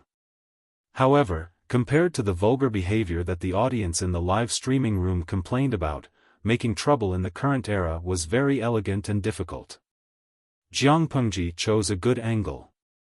The audience in the live streaming room was dumbfounded. Dora Ameng, I always feel that if the single men went to the era of the host, they were destined to be single for the rest of their lives. There were many obstacles. Not only did they test the 4 arts, but they also required the groom to recite poetry, dance, and play with ink. They taught him about the classics and history. Because Wuma Jun was a prince, it was inevitable that he would go easy on the groom. These tests were set in advance. He had the strategy. No matter how difficult or tricky the questions were, he could solve them easily. The high-spirited Wuma Jun had passed through many obstacles. His elegant demeanor and excellent literary talent had left a good impression on him. Every time he passed a challenge, there would always be people cheering and praising him. If one did not know better, one would think that Wuma Jun was the reincarnation of Wuxia Jiangpengji was in charge of the last challenge. The luxurious and exquisite house behind her was the place where Lu Huan would get married. Only with Jiang Pengji's permission could Wuma Jun escort the bride away. That was the most exciting moment of the wedding. Lanting, please. Wuma Jun was not interested in Lu Huan. After all, she was young and her bones had not even developed. What was interesting about her? Chapter 363. Jiang Pengji nodded slightly, took a deep breath, and said sadly, "My sister is spoiled at home, so it's inevitable that she'll be a little willful. Zhengzi, if you marry her, please forgive her. Now that the auspicious moment is here, I won't be the bad guy. I just need you to promise me one thing, that you'll treat her the same for the rest of your life, regardless of her status. If you promise me this, as her brother, I'll be at ease and entrust her to you." Wuma Jun solemnly bowed and said, "Don't worry, Lanting. I'll never let her down for the rest of my life." "That's good." Jiang Pengji turned to the side, her eyes filled with reluctance. Wuma Jun was secretly happy, he had passed this hurdle. Even though she didn't make things difficult for Wuma Jun, her concern for his sister's lifelong happiness still moved many people. Even if they didn't say anything on the surface, they couldn't help but sigh in their hearts, "What a good heart." It was normal for an older brother to dislike his brother-in-law, but would his sister be happy if he kept making things difficult for his brother-in-law? His brother-in-law was broad-minded, so he naturally wouldn't mind his brother-in-law making things difficult for him. If his brother-in-law was narrow-minded, he might implicate his sister. The wedding had already progressed to this stage, so it was impossible to go back on it. No matter how his brother-in-law made things difficult for him, his sister was already his. Instead of racking his brains to make things difficult for him, it was better to earnestly instruct his brother-in-law. With such imagination, Jiang Pengji's image as a good brother suddenly became three-dimensional. The audience in the streaming room watched the scene on the screen and couldn't help but complain.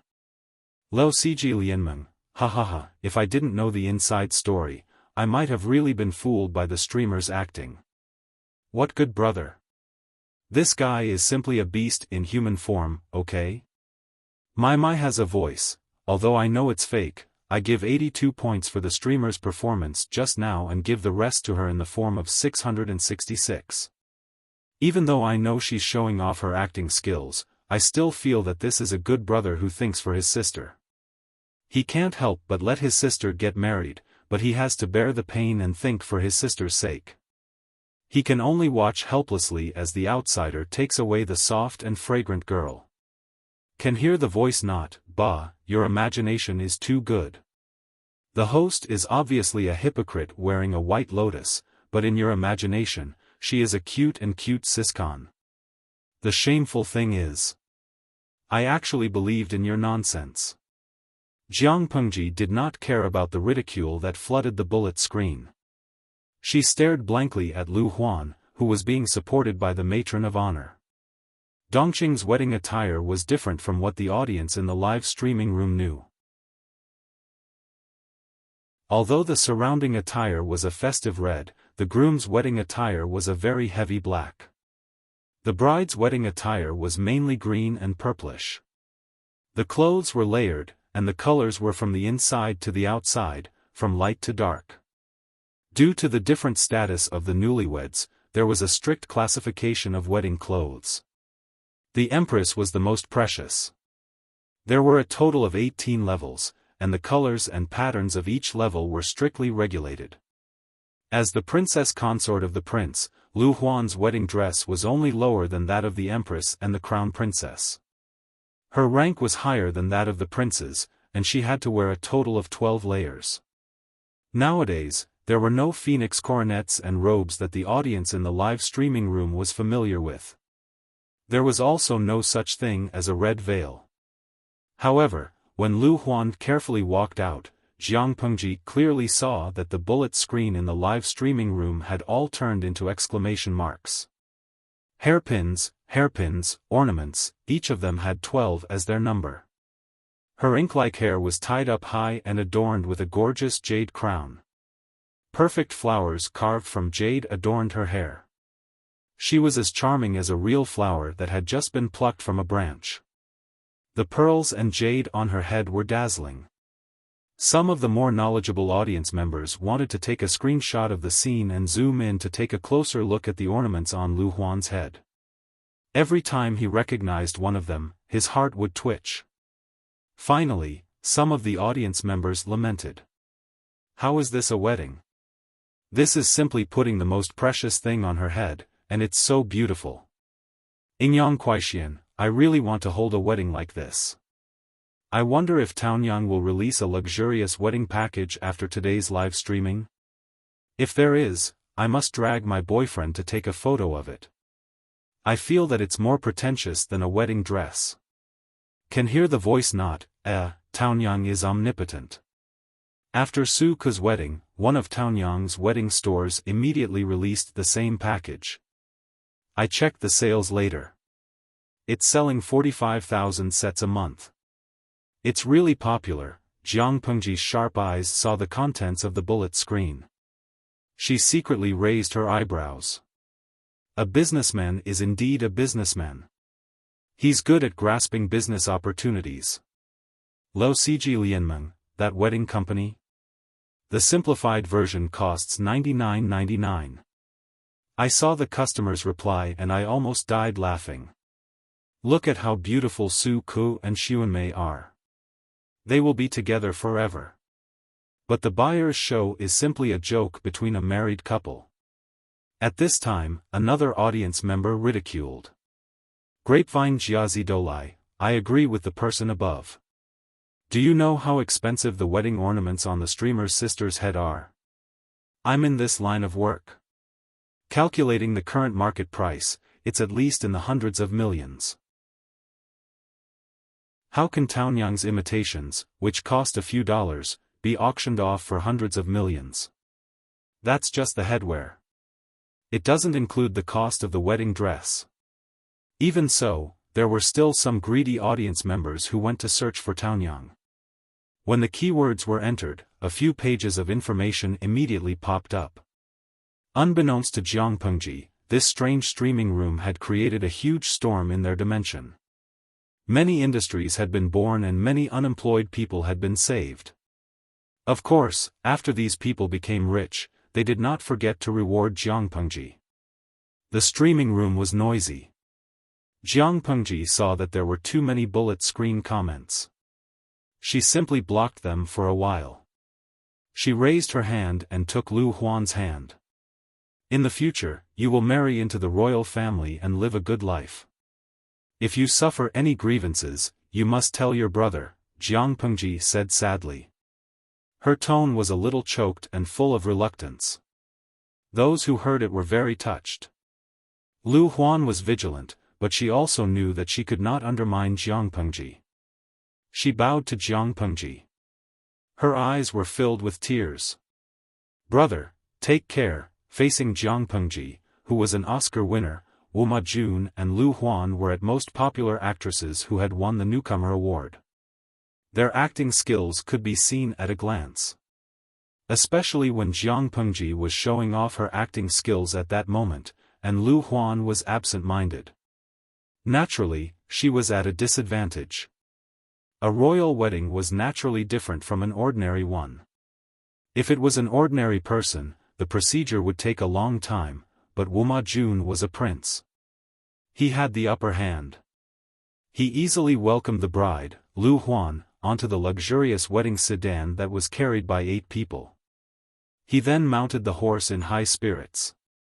Although the scale of the wedding was not comparable to that of Princess and Yaina, the bride, Lu Huan's dowry was talked about enthusiastically by the people of Shangjing. 10 miles of red makeup, it lived up to its name. There were 100 tables of banquets in front of the fourth prince's residence. There was a dazzling array of seafood, delicacies, and exotic fruits.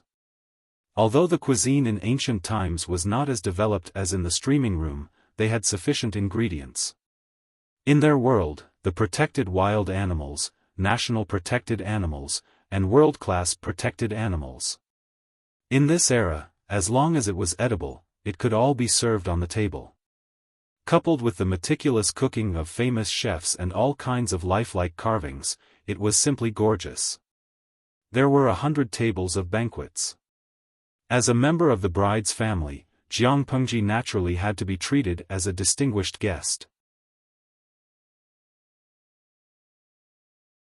Chapter 364. Lang Jun, you can't bear to part with the second Nyangzi? Su Ke had already left his lowly status and found a seat in the corner as Lu Shi's right-hand man. He was eating delicious food. Seeing Jiang Pengji's unhappy expression, he was afraid that she would do something against the rules, so he secretly tested her. Why would I be reluctant? Jiang Pengji glanced at him and said, I just suddenly remembered something. A few years ago, the second prince and the princess of the northern borderline got married, and Shangjing was just as lively. It was a world of ice and snow, and 100 banquets were held. The atmosphere was heated. Now that I think about it, it coincides with today's scene. Su Ke was silent. Of course, he knew what happened that year. Shangjing had a severe snowstorm, but the wedding of the second prince and the princess of the northern borderline was still lively. 100 banquets were held for 9 days and 9 nights, but almost no one touched the food. In a world of ice and snow, the food was not tasty when it was cold. Not far away, people starved to death. The back of the second prince's mansion was full of food and buckets of swill. Thinking about these things, it would be strange if his Lang Jun could be happy. The 100 banquets were supposed to be a joyous occasion for the whole city, for the people, for the celebration of the new couple. In fact, ordinary people could not even get close to it, let alone sit at the table.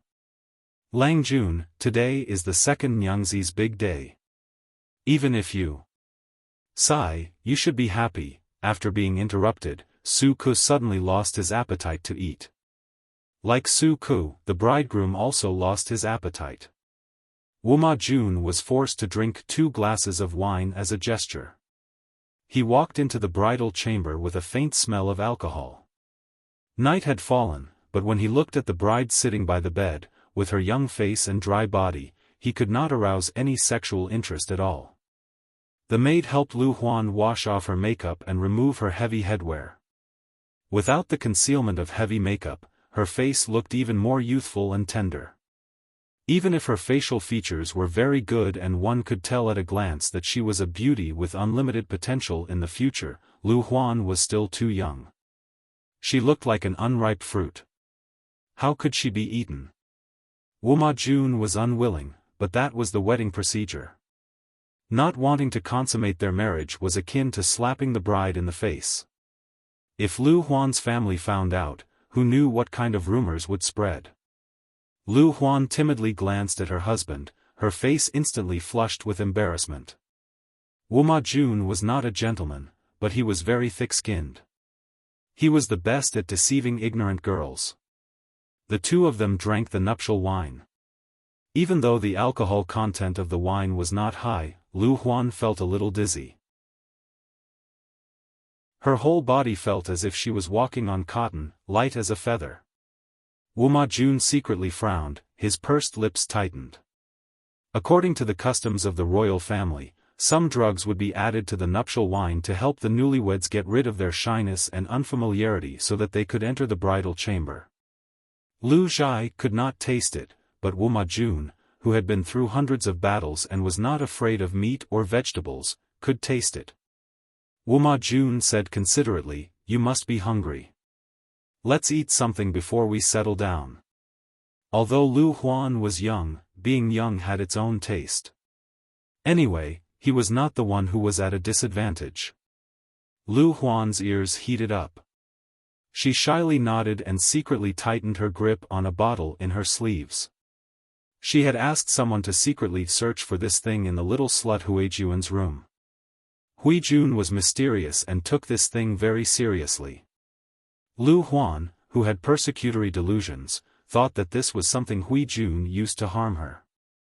However, after the doctor examined it, he said that it was a pregnancy aid medicine.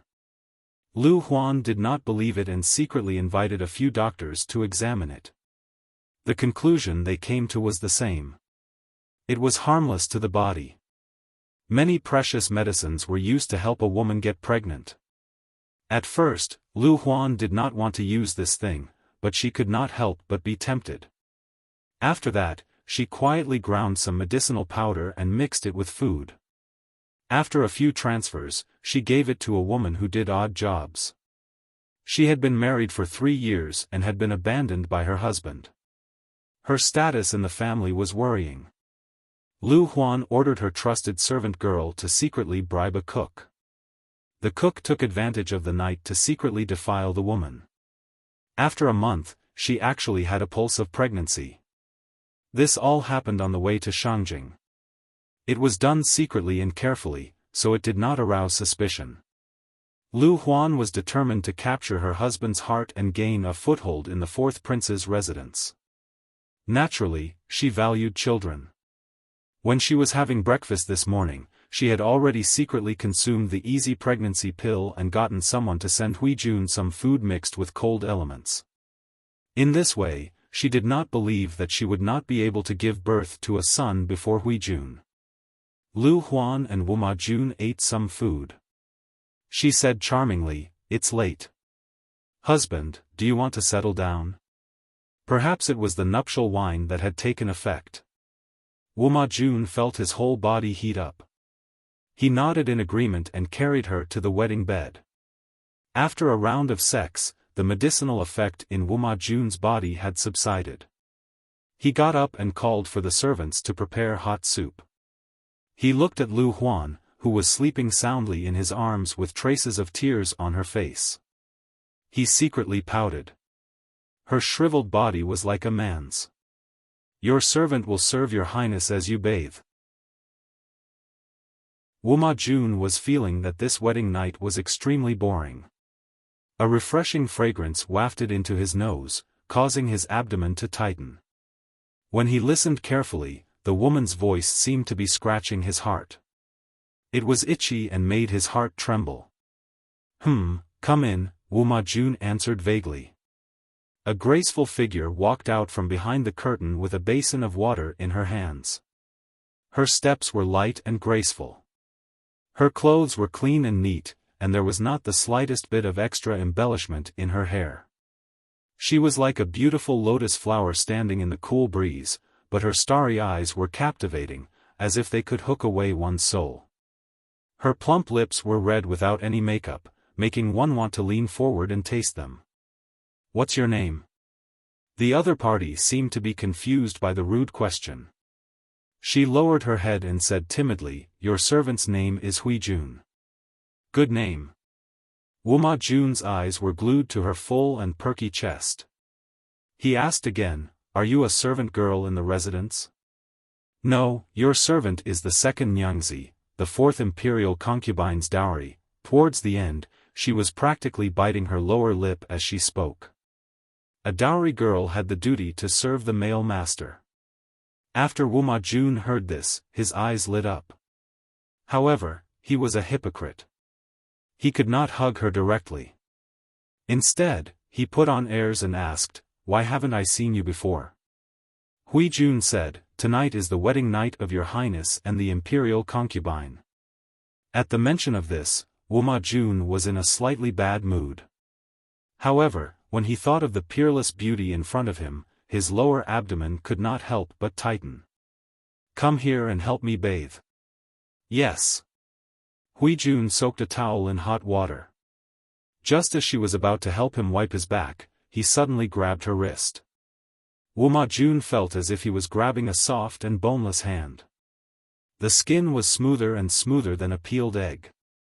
As the two of them got closer, the seeping fragrance became clearer. Chapter 365. Wuma Jun did not pretend to be a gentleman. He directly dragged her into the bathtub and engulfed Huijuan's cries of surprise and protests. That night, he truly knew the wonderful feeling of yin and yang harmonizing. Even his soul was trembling. He seemed to have unlimited energy. He tossed and turned Huijun. He could not enjoy himself to his heart's content. He wished he could die on top of her. When the sky brightened, he could only regretfully hug the exhausted person and kiss her gently. He lamented that the night was too short. Huijun lay in his arms like a puddle of water. She looked tired, but her body was not so tired. She even felt refreshed. It was only then that she understood why her Langjun said he could make her a beauty who brought disaster to the country. She was a prostitute, but she was like a virgin last night. She even deceived Wuma Jun, who had experienced hundreds of battles. She should have hated the matter between men and women, but after the clouds and rain stopped, she only felt comfortable all over, as if she had been greatly nourished. Last night was supposed to be a good night for your highness and the princess consort. But your highness and I fooled around. If the princess consort knew, Huijun frowned worriedly. Her eyes seemed to bear thousands of words that she had not finished. Wuma Jun said, "Don't worry. It's only right and proper for you to serve me. If she's jealous, she's not magnanimous." Huijun was still worried, but she nodded obediently. When Wuma Jun saw this, his heart burned with lust again.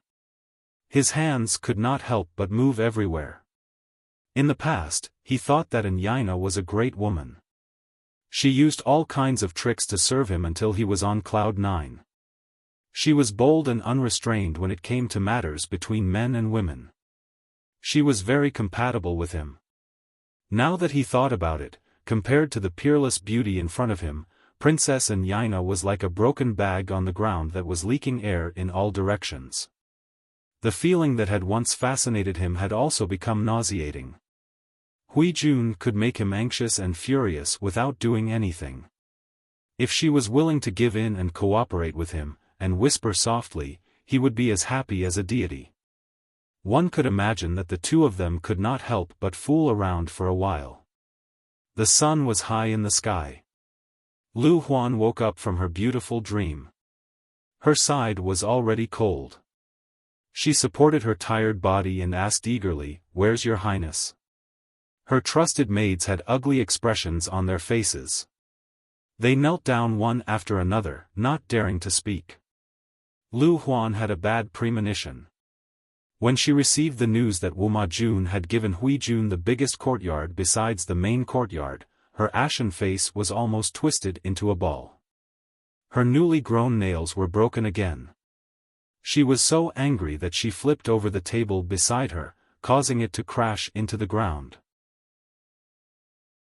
After the first night of the wedding, the groom, who was supposed to be intimate with the bride, was fooling around with a stunning beauty. Even though Wuma Jun had issued a gag order, the inner house was different from other places. How could it be stopped with a single order? Before the third day, the news of Wuma Jun favoring Huijun had secretly spread. Huijuan's appearance was also spread by gossipers. Jiang Pengji received first-hand information.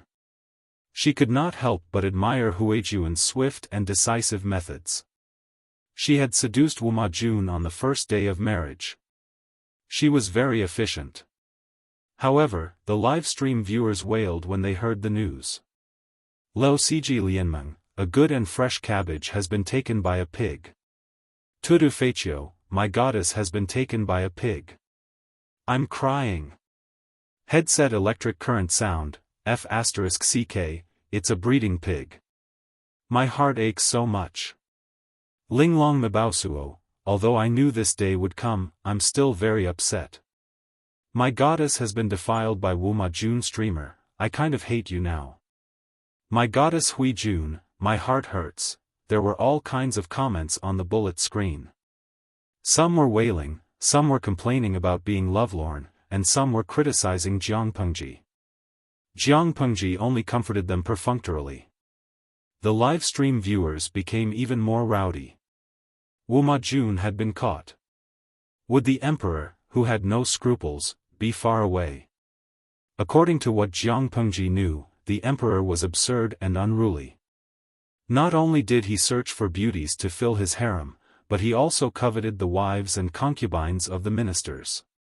It was not the first time he had forcefully taken the ministers' wives. Every time he went to the ministers' residences for a short visit, he would sleep with the ministers' wives while he was sitting. After the wedding, they still had to go home. As Lu Shi was not around, it was just a formality. At first, Wuma Jun was scared witless. He was afraid that he would make Jiang Pengji unhappy if he mistreated Lu Huan. But as time went by, Jiang Pengji did not react at all. He asked his scoundrels to sound her out. The news he got made him heave a long sigh of relief. A married daughter was like spilled water, not to mention that Lu Huan was only Lu Shi's sister. The matters between husband and wife were discussed behind closed doors. No matter how wide the brother-in-law was, he could not meddle in the affairs of his younger sister and son-in-law. With this guarantee, Wuma Jun treated Lu Huan with respect on the surface. But behind her back, he fooled around with Hui Jun and indulged himself in pleasure. Hui Jun slowly revealed the strong side of her character. Wuma Jun almost drowned in her. He liked everything about her, including Hui Jun's character. When the two of them were having sex, he even loved her strong side. How could a masochist be nurtured? Although Hui Jun was not the fourth princess's wife, she lived a more comfortable life than Lu Huan. She was like a precious flower that was carefully watered. She became more beautiful and fresh by the day. It also made Lu Huan jealous and sinister. In less than half a month, she had completely charmed Wuma Jun and gained a foothold in the fourth prince's residence. Lu Huan could not do anything about it. The jealousy in her heart grew stronger by the day. She wanted to lay her hands on Hui Jun, but the woman was as cunning as a loach. Wuma Jun was protecting her from the side. She, the legitimate wife of the fourth prince, was acting like a shameless concubine. This thought made her so angry that her stomach hurt. I can't touch her. Am I supposed to let this slut climb over my head and behave atrociously? Lu Huan was so angry that she twisted her handkerchief. Other than the night of the wedding, Wuma Jun did not stay in her room. As the princess's wife, she had no reason to stop Wuma Jun from seeking pleasure and continuing the family line. However, she could not tolerate her husband fooling around with another woman, and a woman of low birth at that. She could not take it lying down. Lu Huan was filled with hatred. If only I could get this woman out of here legitimately. However, what reason could she use to get her out of here and make Wuma Jun speechless? This thought haunted her and kept her awake for the whole night. Until one day, when she was summoned to the palace to see the Empress. She saw the beautiful palace maids and came up with an evil plan. In Dongqing, who had more power than the emperor? As long as she secretly match-made Hui Jun and the emperor and made her lose her chastity, would Hui Jun still have the face to pester her husband? Even Jiang Pengji did not know that the opportunity that Hui Jun could not find was delivered to her by Lu Huan. After Wuma Jun and Lu Huan's wedding, Jiang Pengji stayed in Shangjing for more than half a month.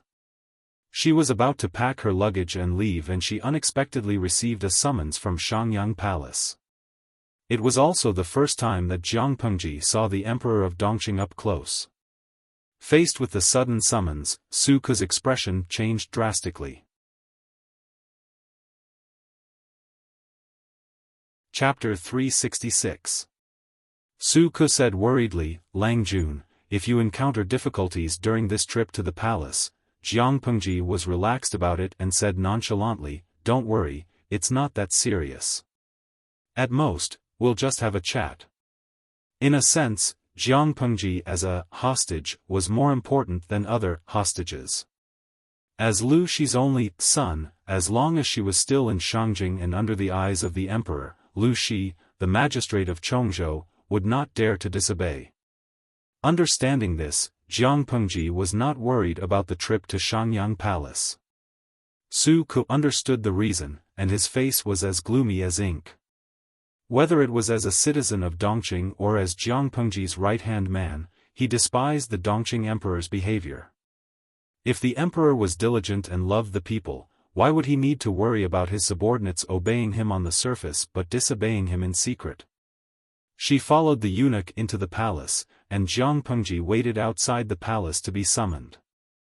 Just as Jiang Pengji thought, the emperor only took some time to meet her. He chatted for a while, reminisced about his and Lu Shi's friendship, and warmly invited her to stay in Shangjing for a while. Then he rewarded her with a table of delicacies.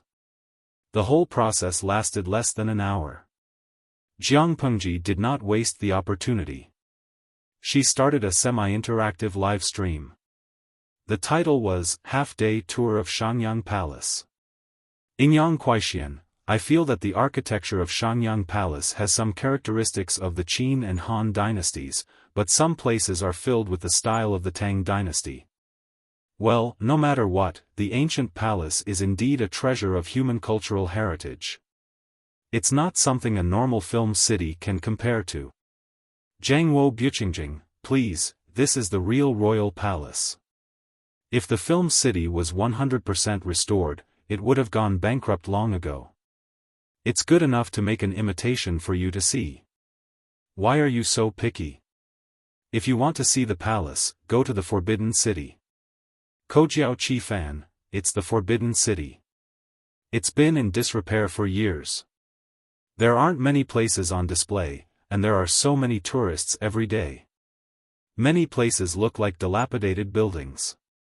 Traveling during the Golden Week, every time I visit the Forbidden City, I always feel that the royal palace is nothing special. Jiang Pengji had been in this era for a few years, but it was the first time she was in such close contact with Shangyang Palace. The audience in the streaming room was even more excited.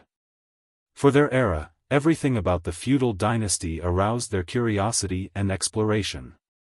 Waha, let alone the imperial garden, when I see the emperor of Dongqing, all my hopes for the emperor are shattered, okay?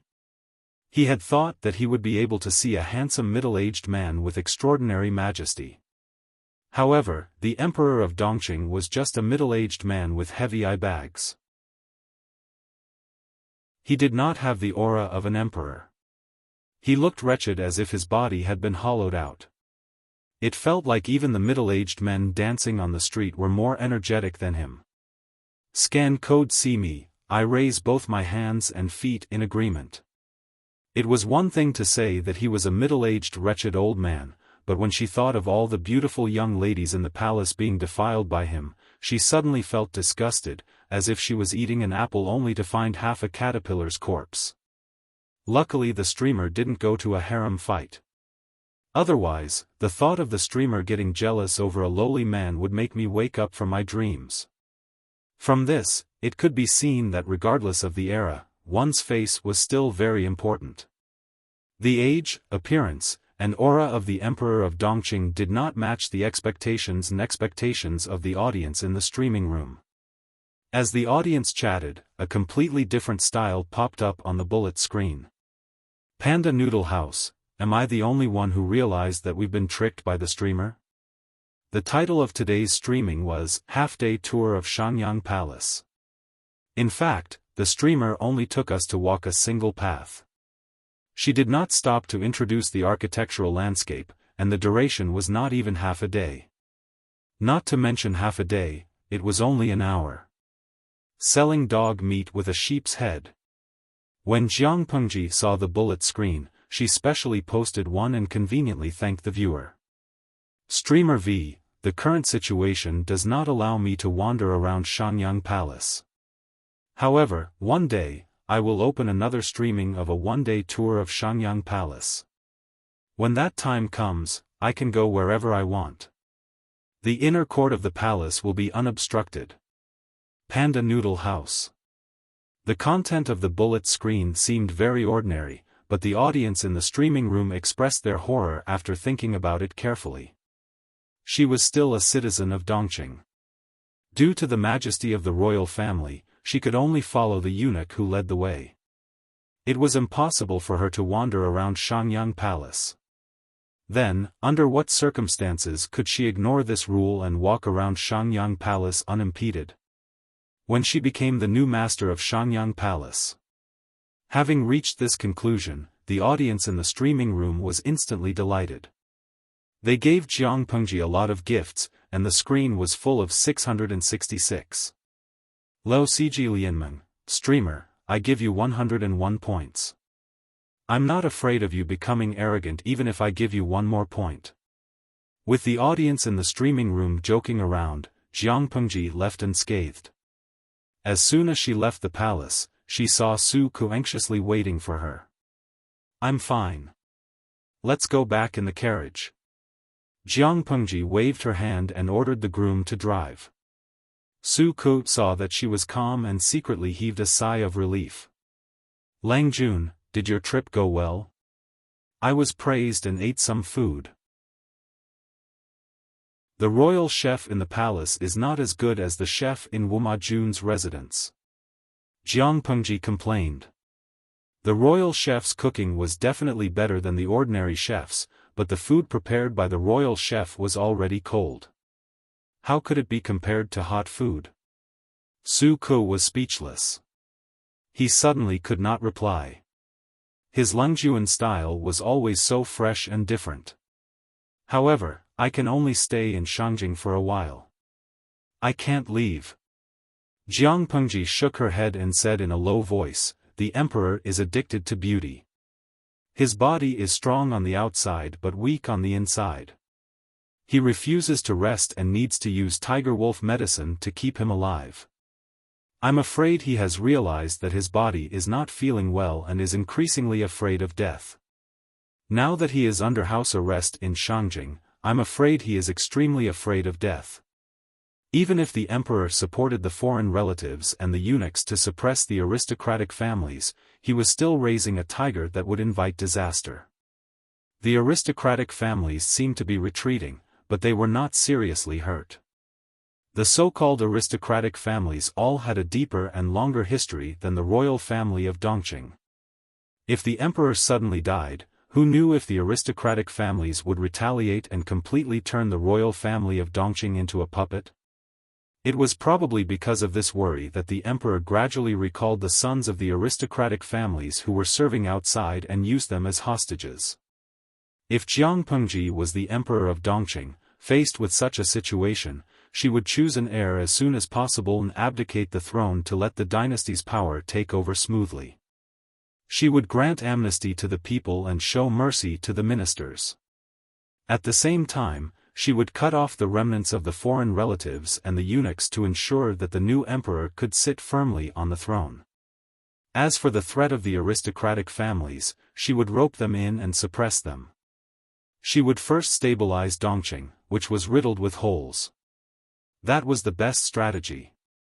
However, the current emperor obviously did not want to move.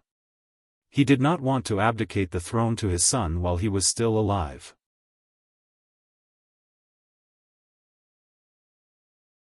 Chapter 367. Su Ku frowned worriedly. If what Jiang Pengji said was true, when could they leave Shangjing? Did they have to wait until the emperor passed away and the princes fought it out with Prince Changsho? By that time, the world would have already been torn apart. Jiang Pengji sneered as if she saw Su Ku's worry. We don't have to wait that long. We just have to wait for an opportunity. As long as Hui Jun got close to the emperor and bewitched him, it would not be difficult for them to leave Shangjing. But Su Ku was worried. He felt that things were not that simple. Jiang Pengji said, do you think the princes and the ambitious Prince Changsho have the patience to wait for the emperor to pass away? Su Ku felt as if he was struck by lightning. Something exploded in his mind. Lang Jun, do you mean, to force the emperor to abdicate? I'm not sure. But looking at the short history of the Dongqing royal family, they have a history of murdering their parents and brothers. Jiang Pengji said sarcastically. Other than the founding emperor, the other Dongqing emperors had taken the throne through shady means. The whole world knew about this scandal. The current emperor seemed to be repeating the fate of his ancestors. His younger brother and son were eyeing him covetously. The game depended on who could not wait to make a move first. The bird that sticks out gets shot. Whoever stood out first would be the target. Compared to Su Ke's impatience, Jiang Pengji was leisurely sitting on the fishing platform. She suddenly thought of something and smiled coldly. Haste makes waste. So what if I'm under house arrest in Shangjing? The emperor doesn't have the guts to make things difficult for the aristocratic families. It's impossible to lock them up for life. We just need an opportunity to leave Shangjing safely. Before that, Xiaoyu, just treat it as a vacation in Shangjing. Don't worry. Even if the sky falls, I'll hold it up. Su Ke smiled bitterly. He felt at ease. Lang Jun, I'll definitely accompany you to the end. As soon as he finished speaking, the carriage fell into silence again. Jiang Pengji crossed her fingers and looked down. Her cold expression did not show any emotion. After the carriage traveled for a while, she suddenly asked. Xiaoyu, under what circumstances do you think the emperor will summon Prince Changshu to Shangjing? Su Ke was stunned. He thought about the question and said firmly, that's impossible. Why? Jiang Pengji asked. Su Ke answered, everyone in the imperial court knows that Prince Changshu has formed cliques to pursue his own interests.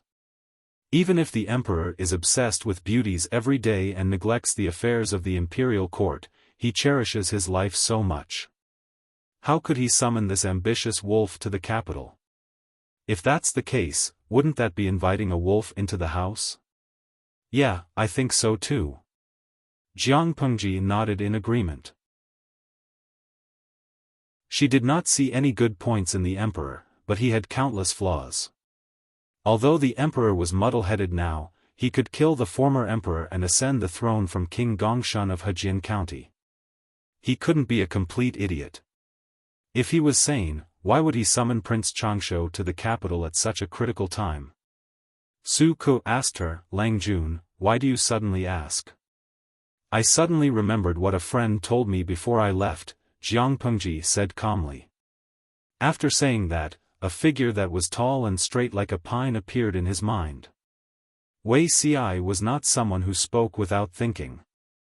Since he asked her to guard against Prince Changshu accepting the edict and bringing troops into the capital, there must be a reason for it. Su Ke thought about it repeatedly and frowned. If it's true, there might be three possibilities.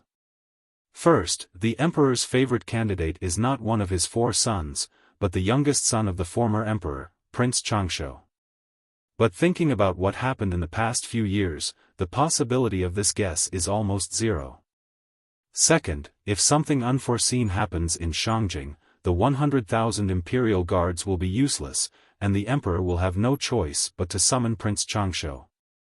However, the probability of the 2 possibilities that Su Ke mentioned happening was too low.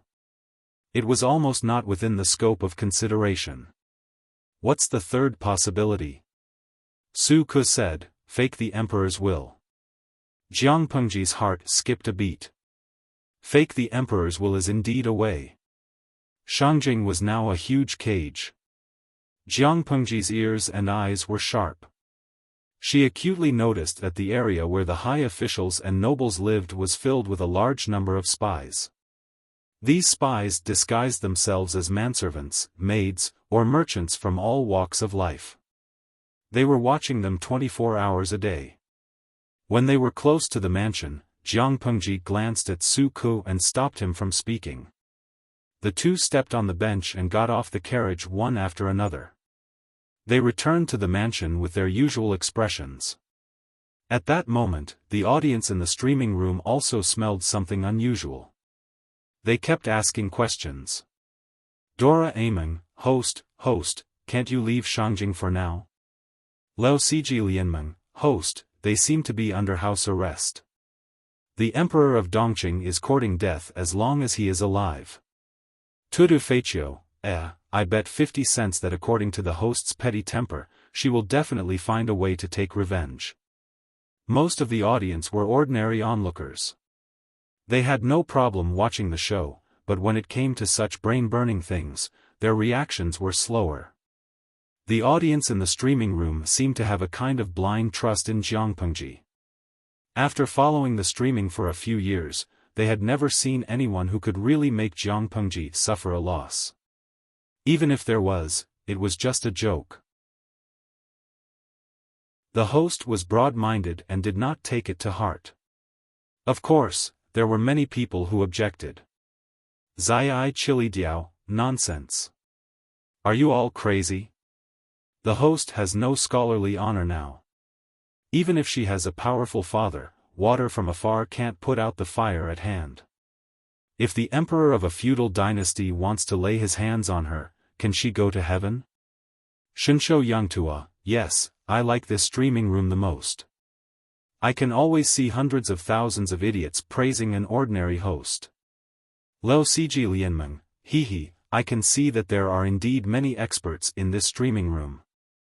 Who still remembers the host's skills? Even if she can't fly on roofs and vault over walls, at least she can leave Shangjing safely. It was not a matter of whether she would leave or not, but when she would leave. Jiang Pengji did not care about the bullet screens that were worrying about her or slandering her. When it came to strength, it was all empty talk. Only when it was done would it be real. Although it was house arrest, apart from not being able to leave the city, there was no restriction on her personal freedom. In fact, she was quite happy. After more than half a month, Jiang Pengji and Shangjing's chief patrol officer Huang Song coincidentally met a few times. After a while, they became friends. Feng Ju, a mischievous child, came along. The three of them often drank tea and watched dramas. The place where they drank tea and watched dramas was naturally not suitable for children. Feng Jin, who knew about this, was speechless. She leaned against the table leisurely. A row of musicians was playing and singing in the corner of the room. The song was so sweet that it went straight to the heart. Jiang Pengji peeled peanuts and stuffed them into her mouth one by one.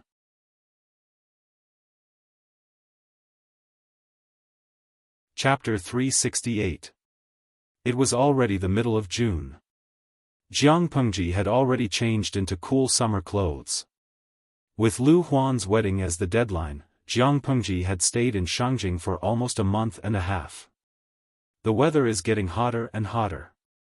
I've almost visited all of Shangjing.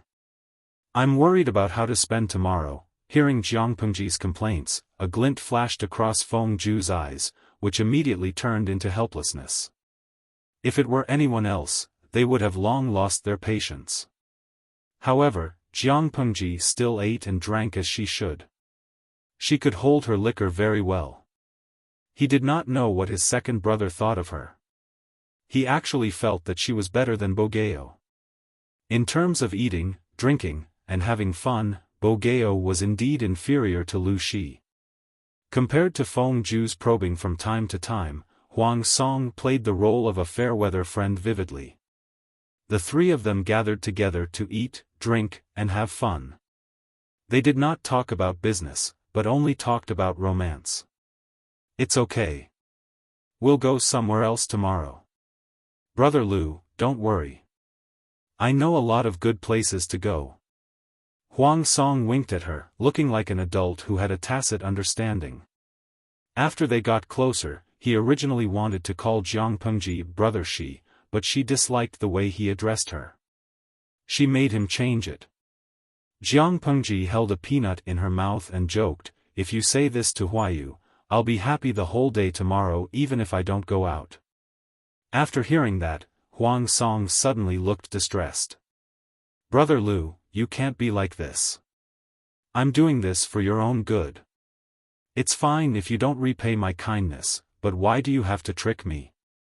If a brother Khan knew that he brought Feng Ju to indecent places all day long, wouldn't he slap him? Didn't the old master say that food and lust are human nature? This is the pursuit of life. Food with the left hand and lust with the right. Even saints can't avoid this custom, let alone ordinary people. Besides, Wuxia is not a 3-year-old child. He only went there for a while and didn't do anything. Second brother Feng is too strict, Huang Song muttered quickly, as if he wanted to use this to calm the guilt in his heart. Feng Ju mocked Huang Song for being semi-illiterate. There was nothing wrong with this evaluation. He did instigate Feng Ju to look for an artist, but she had a strict upbringing. It was okay for her to sit and drink and watch the dance, but she refused to do anything that overstepped her boundaries. You can explain your fallacious reasoning in front of Huayu. Jiang Pengji sneered. Feng Jin's control over his younger brother was very restrained, but he was secretly flirtatious. Huang Song was getting bolder and bolder. If it weren't for the fact that Wei Jingxian was about to give birth, which had almost squeezed out Feng Jin's mind and left him with no time to care about other things, he might have long discovered that Feng Ju had been abducted by Huang Song to run around and fool around. Brother Lu, your words hurt my heart. Huang Song's face scrunched up into a ball. It was obvious that he was putting on a show. This person's ability to liven up the atmosphere was not weak. In order to achieve his goals, he did not care about his personal image. When he was playing around, he was very open. Even if all the nobles in Shangjing spoke harshly to him, most of his peers of the same class followed his lead. Jiang Pengji only found out about this after she got to know Huang Song up close. He was very popular. Where does it hurt? Jiang Pengji asked with a smile. Huang Song pretended to sigh. Everywhere. It hurts. My heart is bleeding. Jiang Pengji held back her laughter and teased, speaking of glib tongues, among the people I know, you're definitely one of the best. After peeling the peanuts, she looked at the sky outside. The sun was gradually setting, and the orange sky was filled with a different kind of beauty. In the words of the audience in the live stream room, it was dusk, the time to meet the devil. After paying, they each got on their horses. Huang Song said, Brother Ju, Brother Lu, I'll send you to second Brother Feng's residence first. Okay, then I'll have to trouble you. The medical officer and the midwife both said that Wei Jingxian was about to give birth in the next 2 days. After hearing the news, Jiang Pengji planned to go and take a look. Feng Jin and his wife were also hostages, who were under house arrest. Their personal freedom was not restricted, but pregnant women were sensitive and thoughtful. They lacked experienced elders to take care of them. It was their first child, so the young couple always felt uneasy. On the way, Jiang Pengji looked at the street and frowned slightly. Something was not right. Seeing the situation, Huang Song asked with concern, Brother Lu, are you not feeling well? No, I just feel that the streets have become much more deserted these 2 days. The stray cats and dogs that are usually seen have disappeared, Huang Song said. Yes, after being reminded by you, I also feel strange. I suddenly remembered something. 2 days ago, the wolf dog at home was in a strange mood. It scratched the wall all night and howled non-stop in the middle of the night. The old man wanted to kill that beast. Jiang Pengji was startled. Is that true?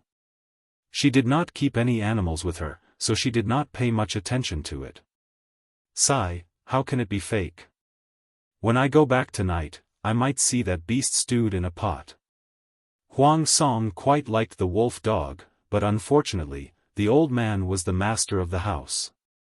There was nothing he could do about it no matter how much he liked it. Jiang Pengji smiled and said, That's good. There's an extra meal tonight.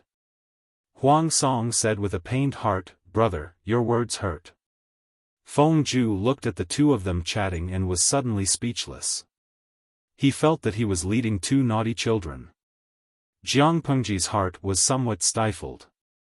She vaguely had an ominous feeling. Her mental strength was very strong. In Wuxia terms, the intuition of a martial artist was also stronger than that of an ordinary person. In layman's terms, her intuition was 100 times stronger than that of a beast. Recently, have you seen any strange things when you patrol the streets? Huang Song was startled and asked, what kind of things? The stray cats and dogs on the streets, the snakes, insects, rats, ants, and cockroaches in the corners. Are there any abnormal behaviors? Where Jiang Pengji lived, she could not even see snakes, insects, rats, ants, or cockroaches, let alone stray cats and dogs. As the patrol officer of Shangjing, even if Huang Song was only the head of the urban management, he often wandered outside. He must have seen more than her. Feng Ju smelled something unusual and frowned. Huang Song thought carefully and said, there are. Anyway, I've seen fewer and fewer stray cats and dogs recently. This is normal. Anyway, many people will secretly catch them to eat with wine. It's a hot season now. It's normal that cats and dogs do not like to come out. Huang Song's explanation seemed very reasonable, but Jiang Pengji's heart beat wildly. A dark cloud lingered in her heart that could not be dispelled. What's wrong, Brother Lu?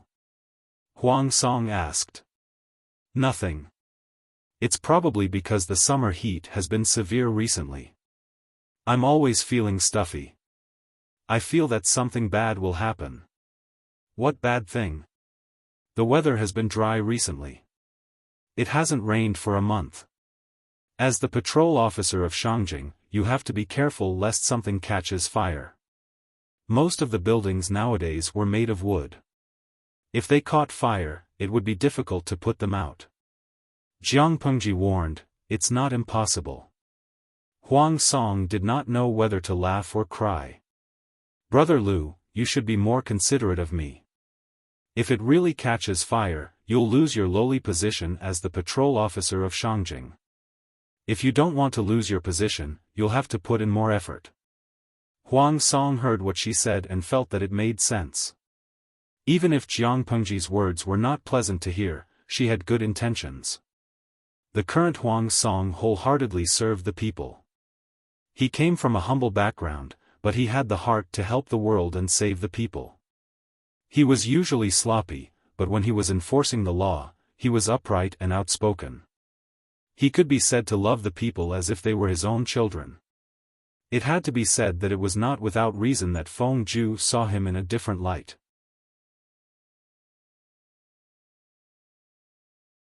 Chapter 369. The three of them arrived at Feng Jin's residence. Jiang Pengji saw Feng Jin, whom she had not seen for a few days. She was shocked by his dark eyes. Huayu, how many days have you not slept? 3 or 4 days, Feng Jin smelled alcohol and cosmetics on them. He was too tired to pursue the matter. Jiang Pengji complained, 3 or 4 days without sleep. Are you preparing to become a celestial being? Jiang Pengji learned about the joke from the audience in the streaming room. Feng Jin rubbed his brows to wake himself up. He did not have the energy to pursue the matter. Jingxian's stomach has been hurting for the past few days. She went to the delivery room a few times, but she came out again. It was getting more and more troublesome each time. He was so worried that he could not sleep. The child was purposely tormenting his inexperienced parents. Feng Jin had been tormented by his wife since she was pregnant. He could understand the difficulties of being a parent more and more. According to the customs of the ancient times, the father only needed to sow the seeds, wait for 10 months, and take over the child from the midwife. When Feng Jin and his wife were under house arrest, Jingxian was discovered to be pregnant. Many things could only be solved by the husband and wife. The more he was involved, the more he felt a sense of security as a father. What about now? Feng Jin said. The midwife made some ginseng chicken soup. She's drinking it now. I asked Takshu to send some good old ginseng. I heard it's good for pregnant women. Feng Jin nodded. He had seen the old ginseng. Its age and medicinal properties were excellent. It was prepared for labor. Perhaps because he had not slept for a few days, his brain was a little slow. He only reacted after a while. Lanting, why are you here today? After Takshu sent the old ginseng, she went back and told me that Jingxian is going to give birth in 2 days. I was worried that you were short of hands, so I volunteered to make up the numbers. Jiang Pengji often visited Feng Jin's house during her stay in Shangjing. She was familiar with his servant. She asked the servant to make a pot of refreshing hot tea as soon as she entered the house. Drink some tea to wake up your mind. Don't fall asleep. Feng Jin thanked her tiredly. Thank you. He had been tense for the past few days, afraid that while he was dozing off, the other side would make a move. He was so nervous that he didn't dare to sleep for even a moment. With Jiang Pengji's arrival, he felt much more at ease and gradually felt sleepy. You and I are best friends. There's no need to thank me. Not long after, a series of painful cries came from inside the room. The maidservants and the midwife were running around in circles, and then there was no more sound. It was another false alarm. Feng Ju also waited for 4 hours. The moon was high in the sky, but there was still no movement in the delivery room. As the father, Feng Jin was tormented. Wei Jingxian, who was pregnant and giving birth, was also exhausted. She was sweating profusely and her face was pale. The maidservant kept wiping her sweat with a damp cloth. The midwife checked and said that it was not the right time yet. She could rest for a while. Usually, it would take 6 to 10 hours for a pregnant woman's first child to be born smoothly. If it was a little more difficult, it might even take 3 to 5 days. 3 to 5 days. Feng Jin almost fainted when he heard the time. The midwife looked at him strangely. She had delivered countless children, but she had never seen a man as nervous as him. When it was midnight, Jiang Pengji asked Feng Jin to take a nap first. With her and Feng Ju watching over the place, there would be no problems. When Feng Ju heard this, he looked at her with a strange expression. If he did not investigate wrongly, the person in front of him seemed to be his second sister-in-law's ex-fiancée. How could his second brother be at ease? However, Feng Jin's reaction made his eyeballs almost pop out of their sockets. Okay, Lanting is here. Jin can rest assured. If it starts, wake me up. Feng Jin was already so sleepy that he couldn't stand it anymore. His mind was a little groggy. He asked the servant to bring a set of bedding and directly rolled it over his body. He leaned against the pillar and took a nap. Not long after, he fell into a deep sleep. Feng Ju was speechless. Not long after, Wei Jingxian's cries of pain came from the delivery room. In order to save energy, she gritted her teeth. Her voice sounded very muffled. Women in ancient times giving birth. It's really scary. Jiang Pengji had sharp ears and eyes. She heard the movements very clearly. Her heart could not help but tremble. The methods of reproduction in ancient times were so backward that it made her hair stand on end. They could even be sentenced in the Federation. She spoke softly, so Feng Ju did not hear her clearly. He only heard her lament that giving birth was not easy. Don't all women have to go through this? He said matter-of-factly. Jiang Pengji glared at him. There was a look of disdain in her eyes that made him scratch his head in confusion. She secretly poked the system and said in her heart, I guess I'll have to stay up late tonight. If I'm bored, I'll start a live stream. The system did not reply. It just silently started the live stream. It was estimated that it was also night time at the other end of the live stream. After a full 10 seconds, the number of people in the live stream room reached the upper limit of 150,000. Host V, it's boring at night. Let's chat to kill time. It was midnight. At the other end of the live stream room, it was only 12:00 at night. Nightlife had just begun. The people in ancient times did not have so much entertainment. The lighting equipment was only outdated oil lamps. To save money, they had long gone back to bed and fell into a sweet dream. At the same time, a short and frightened cry broke the silence of the night. Not long after, a spark lit up and lit the wick in the lantern. The rustling of clothes and the sound of steady footsteps came from afar. The light in the lantern was getting closer and closer. Zixiao, what happened? Outside the house, a young man wearing a single garment and a cloak asked with concern. After a few breaths, there was a faint movement in the room. When the candle was lit, the closed door was opened, revealing a delicate and perfect face that was pale and frightened. I'm fine.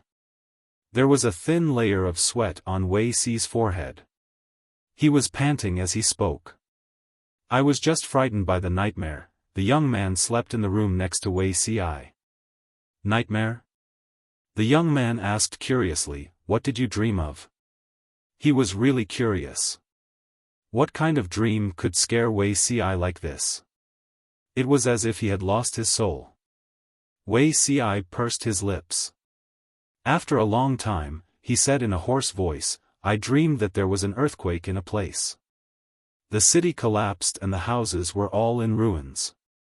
The people lost their lives in their sleep. There were cries of orphan children everywhere. I can't bear to recall the tragedy in the world. This was not all about the nightmare. He also dreamed that the person he missed was buried in the ruins and was badly mutilated. He could not remember where the scene in the dream was, but the bloody color kept lingering in front of him, making it hard for him to breathe. An earthquake? The young man's expression tightened. He comforted him, it's just a dream. Don't take it seriously. Wei Si's lips were pale and he was still in shock. Seeing this, the young man asked the boy servant to start a fire and boil tea for Wei Si to calm down. The boy servant had just started a fire and placed the teapot on the stove. He was horrified to find that the teapot lid was shaking slightly, causing the tea to spill out.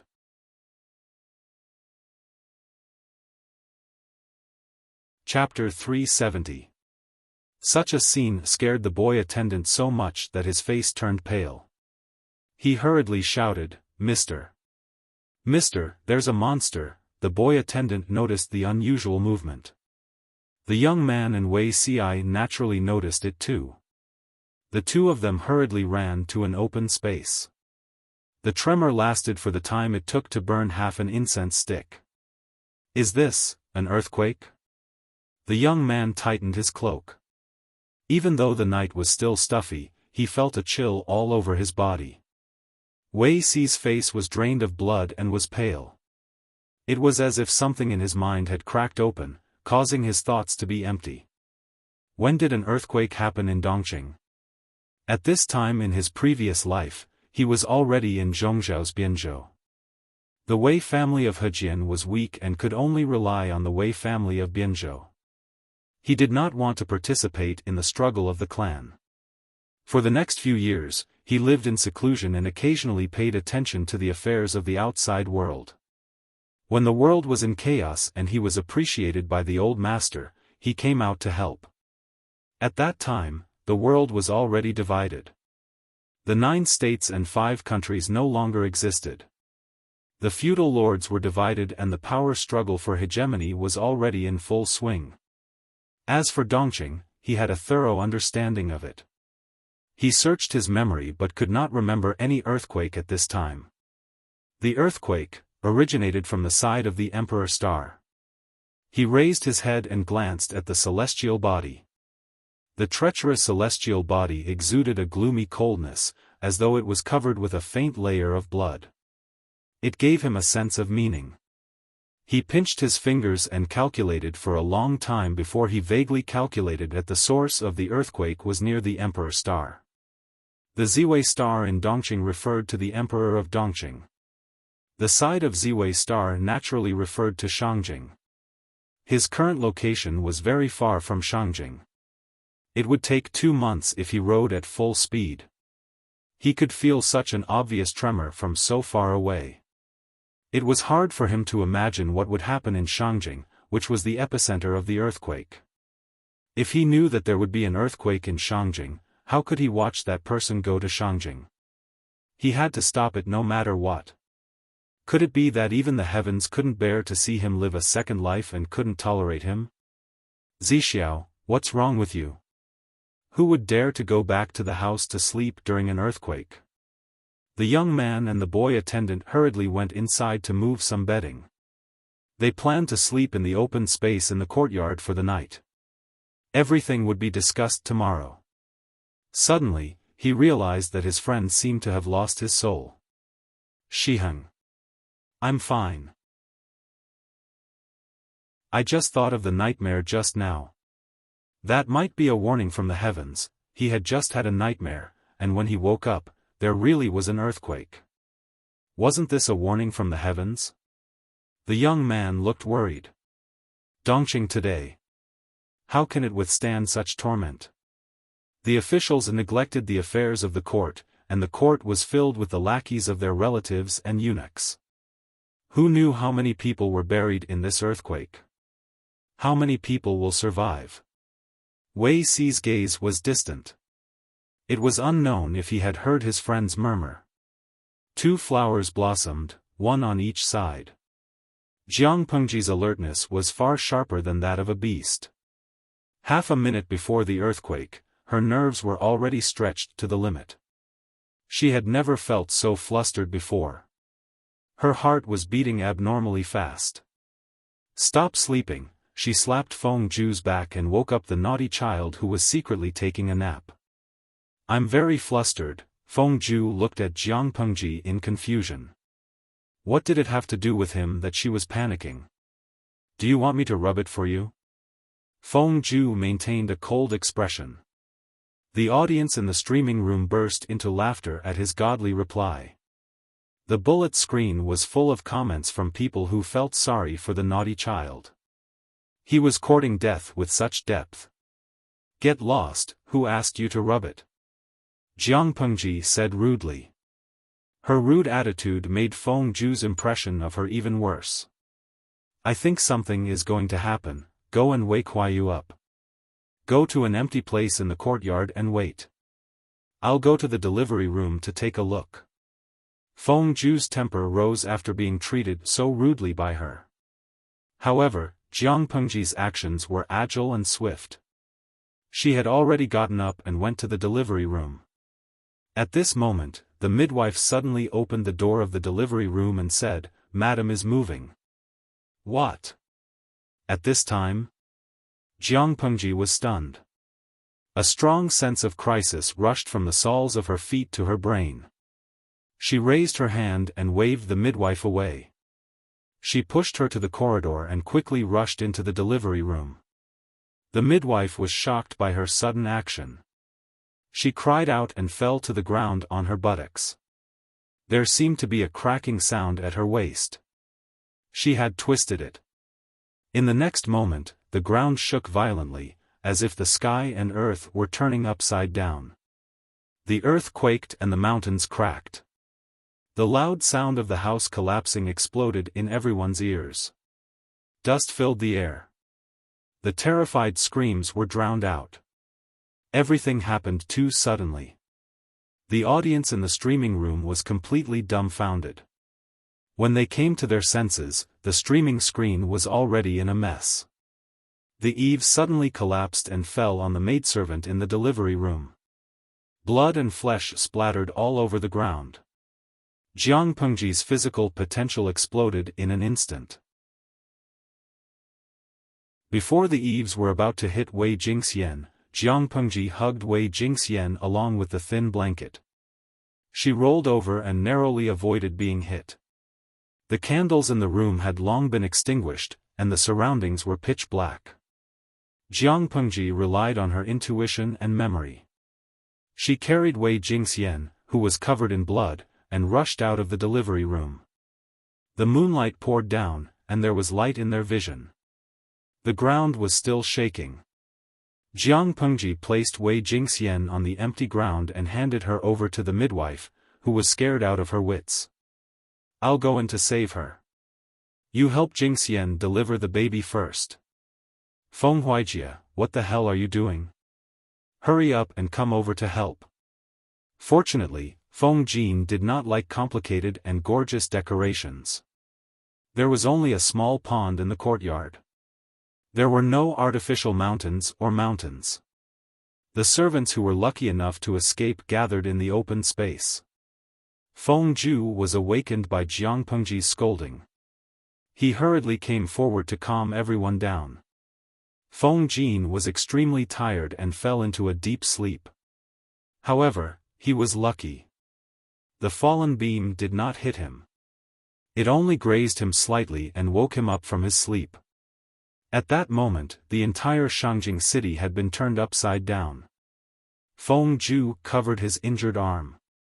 His face was pale as he comforted everyone. "Husband, it hurts." When the earthquake happened, Wei Jingxian had already fainted. The last image in her memory was the beam that fell on her head and the familiar outline. The midwife's psychological quality was good enough. Under Jiang Pengji's tough orders, she helped Wei Jingxian deliver the baby. She pressed on her philtrum forcefully and forced her to wake up. If the pregnant woman did not stay awake at that time, she would die with the baby. "Madam Jingxian." After Feng Jin woke up, his mind was in a mess. His heart seemed to have entered an ice cellar. It was so cold that his whole body was stiff. He heard a familiar call in his ear. He barely regained his consciousness and hugged Wei Jingxian, who was covered in blood, tightly. "Stomach. Stomach hurts." Wei Jingxian felt a sharp pain in her stomach. It was as if something hot and wet had burst. It stained the clothes and bedding under her. Waves of intense pain passed through her brain. "Is I going to give birth?" In another place, Jiang Pengji rescued 2 injured servants and placed them in an open space. The entire mansion had been turned into ruins. There would be waves of aftershocks. She could only try her best. Fortunately, the houses in ancient times were low. Even if there were aftershocks, she did not have to worry about being buried in the ruins. She dug out some bedding and bed sheets from the ruins and threw them to Feng Ju. "Surround it and make a temporary delivery room. Get someone to search the stove and boil hot water as soon as possible."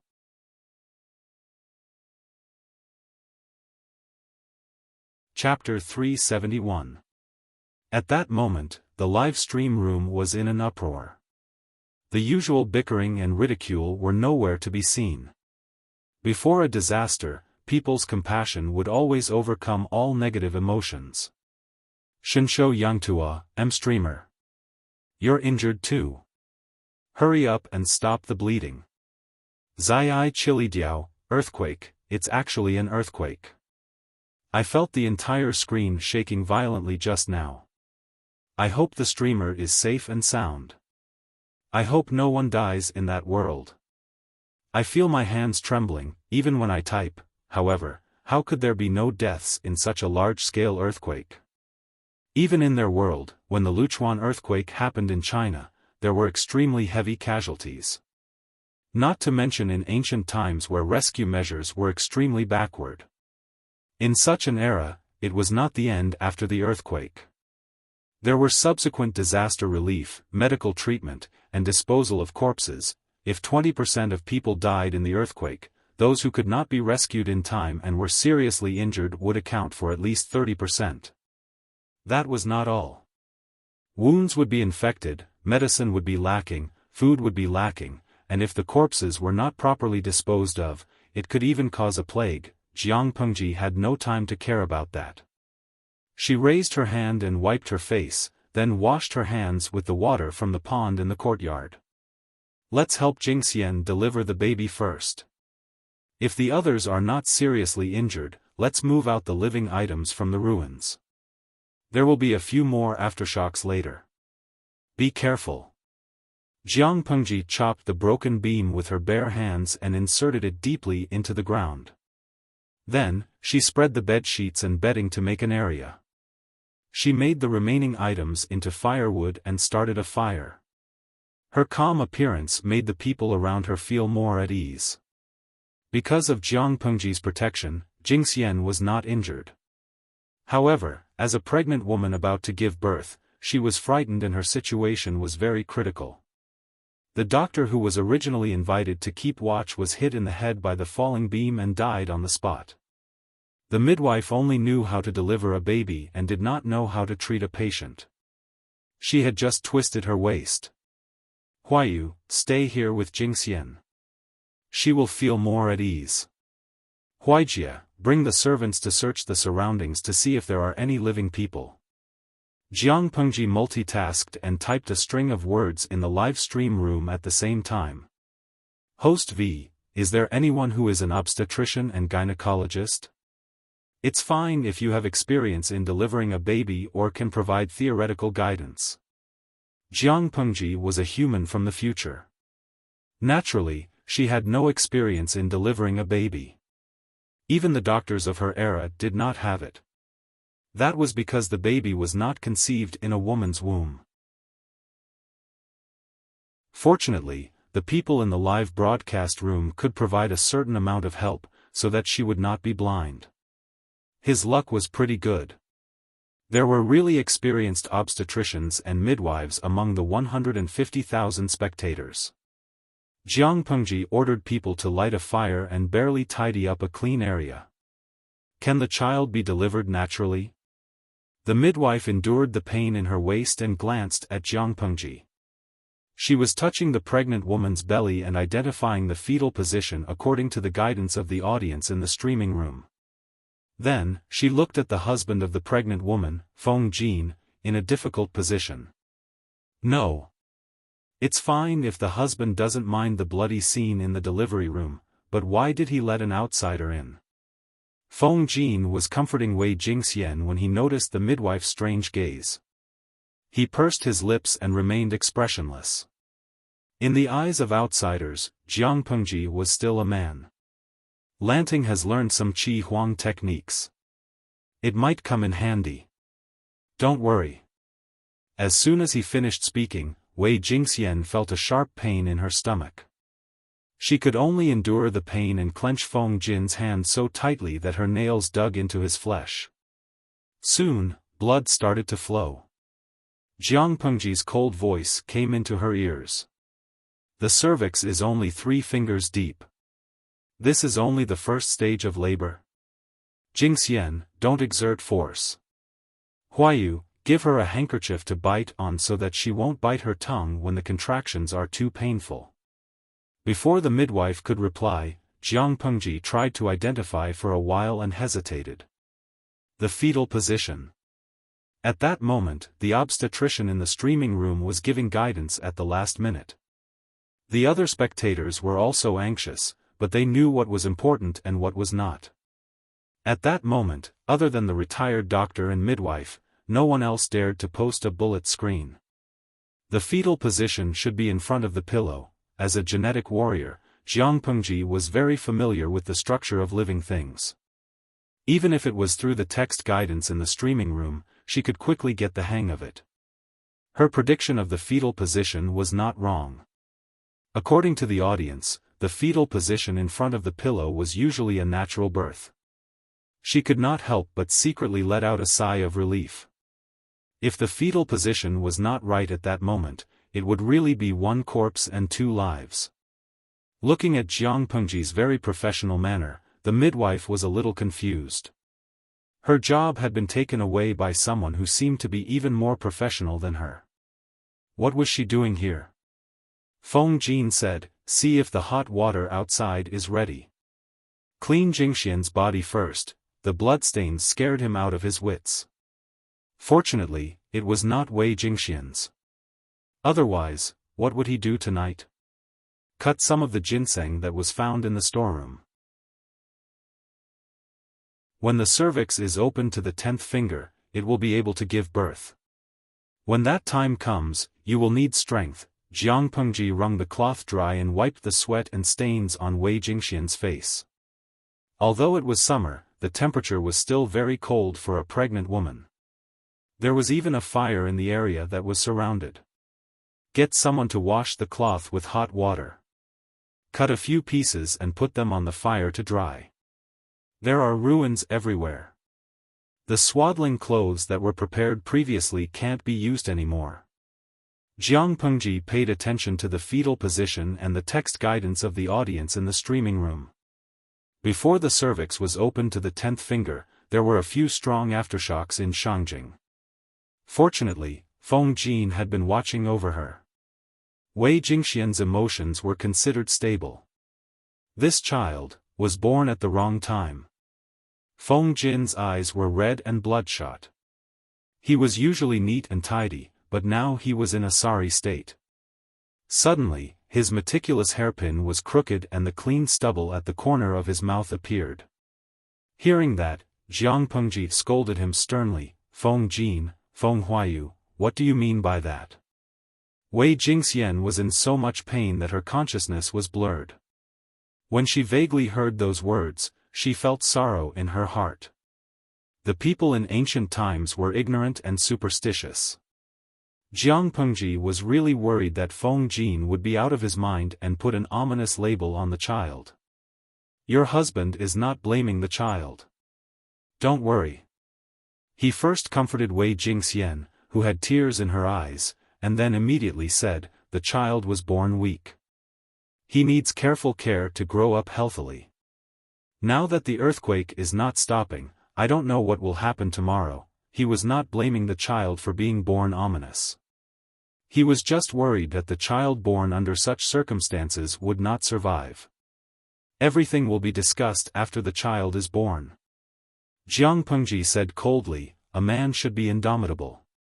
Can't you even protect your wife and child? Jingxian is going to give birth now. Can't you say something festive and humorous? How unlucky. Feng Jin responded with silence. There was another wave of intense pain and contraction. Wei Jingxian could not help but cry out. Little angel Meng Meng, streamer, that's enough. At that moment, a corner of the rising sun had risen in the sky. The golden morning sun shone on the earth, dispelling the long night. Jingxian, you can use force. Follow my instructions. Finally, there was a result after a long wait.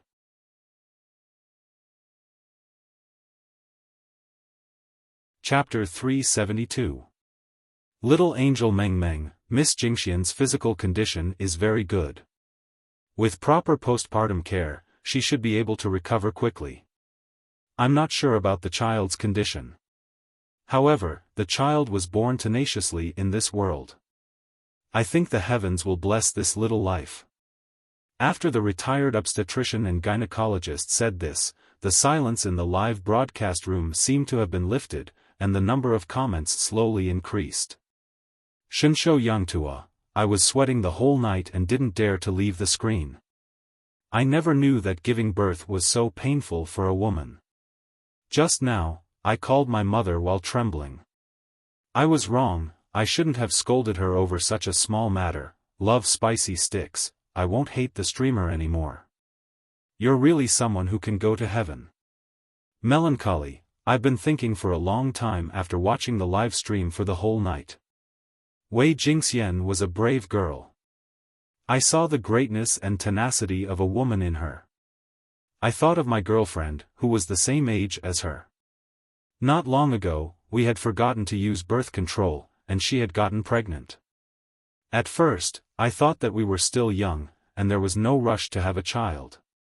I planned to abort it tomorrow, but now I want to repent to her. Ingyang Kuaixian, the birth of a new life is indeed touching and delightful, but I'm more concerned about whether I can tip the streamer so that she can buy disaster relief items.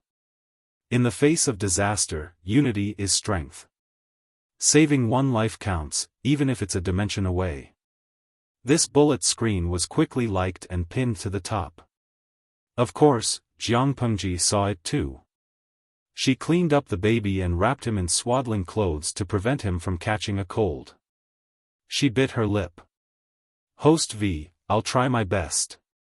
After this bullet screen was sent out, the rewards received by the system increased explosively. The previous rewards were all for praying for children or celebrating the birth of a child. The later rewards were all for praying for disaster victims. Of course, there were also viewers who mocked Jiang Pengji for trying to make a fortune out of the disaster. As soon as this bullet screen was posted, it was immediately rebutted. Ingyang Kuaixian, are you King retarded? I've been following this live broadcast room for several years, and I've never heard the host take the initiative to ask for tips or other things. Do you think everyone is as heartless as you? If she's such a person, I'll live stream myself eating my keyboard. De Zhuangzhu's wife, idiot, I've made the call. Pick it up. Potato Beef Gafen, hee, you must have watched too many of those coquettish bitches live broadcasts. Do you think everyone is greedy for money? There was a huge earthquake and so many people died. How could you say such inhumane words? Doesn't your conscience hurt? Jiang Pengji was initially disgusted, but after seeing so many words of support for her, the discomfort in her heart vanished.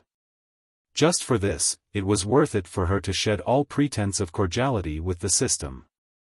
Feng Jin and Wei Jingxian's first child was a little girl. Her face was wrinkled and red. She looked like a monkey that had lost its fur. But at that moment, Jiang Pengji felt that this child had a beauty that could cause the downfall of a city. She handed the child to the Feng couple, who were anxiously waiting for her. Give her a hug. She's a beautiful daughter. Thank you. Feng Jin's face was pale. When the child was just born, he felt so nervous that he almost suffocated. Now that he was holding this life that was so soft that it seemed to have no bones, his chest was unprecedentedly soft. Lanting, give this child a name. At that moment, Wei Jingxian felt a little better and regained some strength. She looked at her husband and then at Jiang Pengji. How could she not know? Lanting, help me give her a name.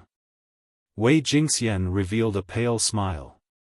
She was covered with a blanket and there was a fire next to her, which helped to dispel the chill in her body. She knew that if Jiang Pengji had not rushed in and carried her to the delivery room, they would have been sent to hell by the falling beam. Now that she could safely give birth to the child, it was all because of the person in front of her. She was not afraid of losing her life, but when she thought about the possibility of the child being born because of this, she felt a piercing pain in her heart. Jiang Pengji heard the couple's request and was stunned. Give her a name? In this era, when a newborn was born in every family, the father had to wait at the door for the first passerby to give his child a lowly name. Ordinary people had the saying that lowly names were easier to support, but that was the habit of ordinary people. The aristocrats scoffed at it. Since Feng Jin and his wife had spoken, Jiang Pengji thought for a while and said, Huayu's family is not suitable to give their child a lowly name, so I'll give her a masculine name. She'll be called Changsheng. I hope that she will live a happy life and live a long and happy life. Changsheng? Okay, that's the name. Feng Jin finally smiled. The child seemed to feel it. She licked her lips and rubbed her head against his chest. While they were talking, the sky was completely bright.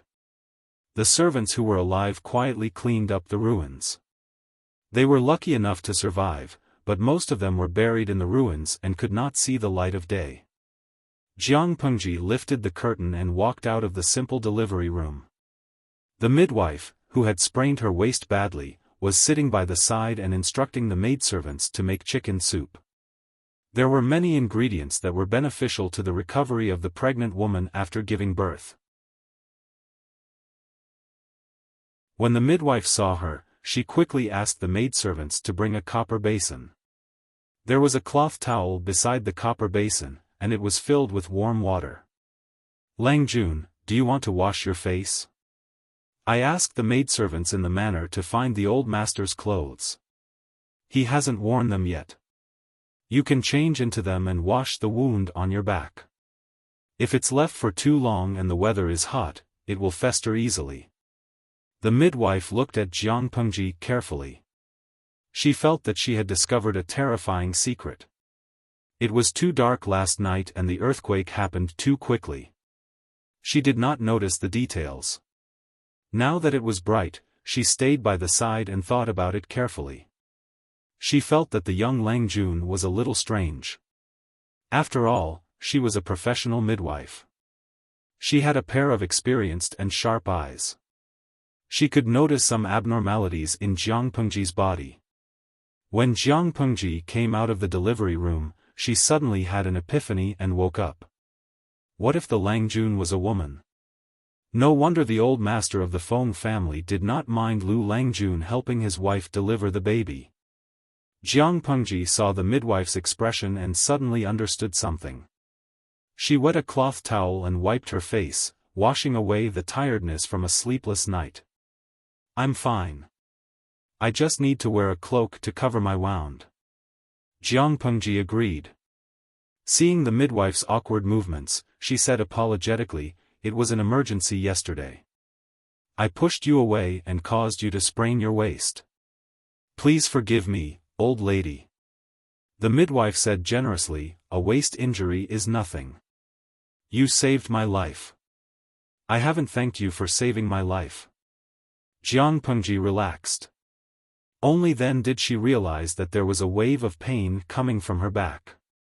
She twitched her mouth. The wound must have been caused when she saved Wei Jingxian the night before. Fortunately, this body of hers was already unbelievably strong.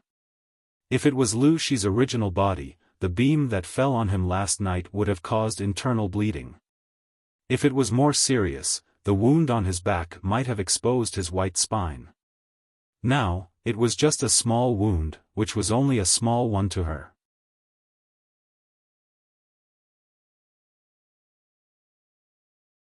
Chapter 373. Most of the houses had collapsed in the first earthquake, and the rest had been killed in the aftershocks. Wei Jingxian needed post-delivery care, and she could not continue to lie in the temporary delivery room. That was a special situation, and naturally, she had to be more meticulous. At such a time, tents were far safer than houses. Jiang Pengji said goodbye to Feng Jin. "I have to go back. I don't know how my family is doing after last night's situation. The house and money are secondary. I'm just worried about Xiaoyu." Fortunately, the Lu's property in Shangjing was not big. It was small, and the house was low. It was mainly made of wood, and there was not much rubble. Even if the house collapsed, it would not kill anyone. "I have to go back and take charge." Feng Jin knew what Su Ku meant to Jiang Pengji. They were master and servant, but they were actually good friends. "I'll ask the servants to send you back. After the earthquake, there will be many mobs. It's better to be careful," Feng Jin said. Jiang Pengji was about to nod when she suddenly heard a familiar sound. She suddenly stood up and looked in the direction of the sound. Huff, Su Ku was panting. He saw the low-key and luxurious Feng Jin's house turned into ruins. His heart sank. White carried him through the ruins. He saw a familiar figure from afar, and his worry turned into ecstasy. Lang Jun. Su Ku jumped off the horse. He was so happy that he looked like he was about to cry. His face was covered in dust. His clothes were twisted like dried vegetables. His sleeves were torn, and his hair looked like it had been bitten by a dog. He looked very pathetic. "Xiaoyu? Fortunately, you're still alive. How's the situation? Are there many casualties?" Jiang Pengji saw that he was alive and only had a slight scratch on his arm. She was relieved. Su Ku was not as fast as White. He was still stumbling toward Jiang Pengji, but White was already rubbing her cheek. He took a deep breath and reported, with White's warning, only the stableman was injured. Everyone else is fine. Jiang Pengji was confused. Only the stableman was injured? Su Ku looked at White, not knowing whether to laugh or cry. Lang Jun, Mr. White saved a lot of people. Yesterday, before midnight, it suddenly jumped up and kicked over the stable. It accidentally injured the stableman who tried to stop it, then it ran into the house and ran around. After all, it was a brave and skillful warhorse from the northern borderline, and it had a master like Jiang Pengji. How could an ordinary person tame it? Almost everyone was unable to sleep because of Whitey, but it was very intelligent. Whoever came near the house would have their heads gnawed off. The group of people did not dare to hurt Whitey. It was Jiang Pengji's beloved horse. The lives of all the servants were not as important as Whitey. Under Dabai's stubborn and willful obstruction, Su Ku and all the servants could only stay in the courtyard and confront Dabai. Then, the earthquake happened. When Jiang Pengji heard this, her expression became extremely strange. "Your hair is so messy. Did Dabai gnaw on it?" She had thought that Su Ku had messed it up in the midst of the chaos, making it look like a dog had gnawed on it. So it was Dabai who had gnawed it? Su Ku was speechless. Lang Jun, it's too hurtful to say such things at this time. Well done. Jiang Pengji stroked Whitey's mane. The proud and beautiful little girl stuck out her tongue and licked her face, as if she was asking for credit. Seeing this, the gloominess in Su Ku's heart disappeared. If it was gnawed on, then so be it. It was better than dying. Last night, the earthquake happened suddenly. I ordered the servants to clean up the rubble and search for the people who were still alive. That's why I came late. Please forgive me, Lang Jun. Jiang Pengji smiled and said generously, "You did the right thing. Why should I blame you?" When the earthquake first happened, the probability of survival was high. When the aftershocks were over, it would be too late. You know your Langjuan's ability. If I can't survive, the whole of Shangjing will be a dead city. You came all the way here. What's the situation outside? If she had really failed and died in the earthquake, what was the use of Su Ku rushing over? If he had done that, it would have been a really responsible act. In this era, the higher-ups would bear grudges and think that Su Ku was rebellious. But with Jiang Pengji's magnanimity, how could she blame him? Su Ku was not an emotional person. However, after experiencing the disaster and facing the strong pressure to survive, he made a choice. Now that he received Jiang Pengji's courtesy, he could not help but tear up. He sniffled and held back his tears. Outside, it's all ruins. 9 out of 10 rooms have collapsed. The people are dead or injured. I'm afraid, there are very few survivors. Su Ku choked. The tragic scene along the way appeared in front of his eyes. His heart was filled with sorrow. In ancient times, the people worked and rested from 9 in the morning to 5 in the evening. The earthquake happened after midnight. At that time, most of the people were already asleep. The earthquake happened so suddenly and the tremors were so strong. How could they escape in time? 9 out of 10 rooms have collapsed. Jiang Pengji let out a long sigh. She sat down on the ruins as if she had lost all her strength. She was a genetic warrior who had participated in the most tragic interstellar war. She had reaped the lives of countless enemies with her hands. Life and death were common to her. In Jiang Pengji's eyes, the ordinary people were no different from the federal citizens she protected. The enemy's life was worthless in her eyes, but the citizens she protected were as precious as treasures. Now, this earthquake had taken the lives of countless commoners. Their deaths were worthless. Their lives were as cheap as grass. Lang Jun, Su Ke wanted to persuade him, but he did not know how. He knew that his Lang Jun was usually cold, stubborn, and unrestrained, but he knew that he was kind. Yes, kind.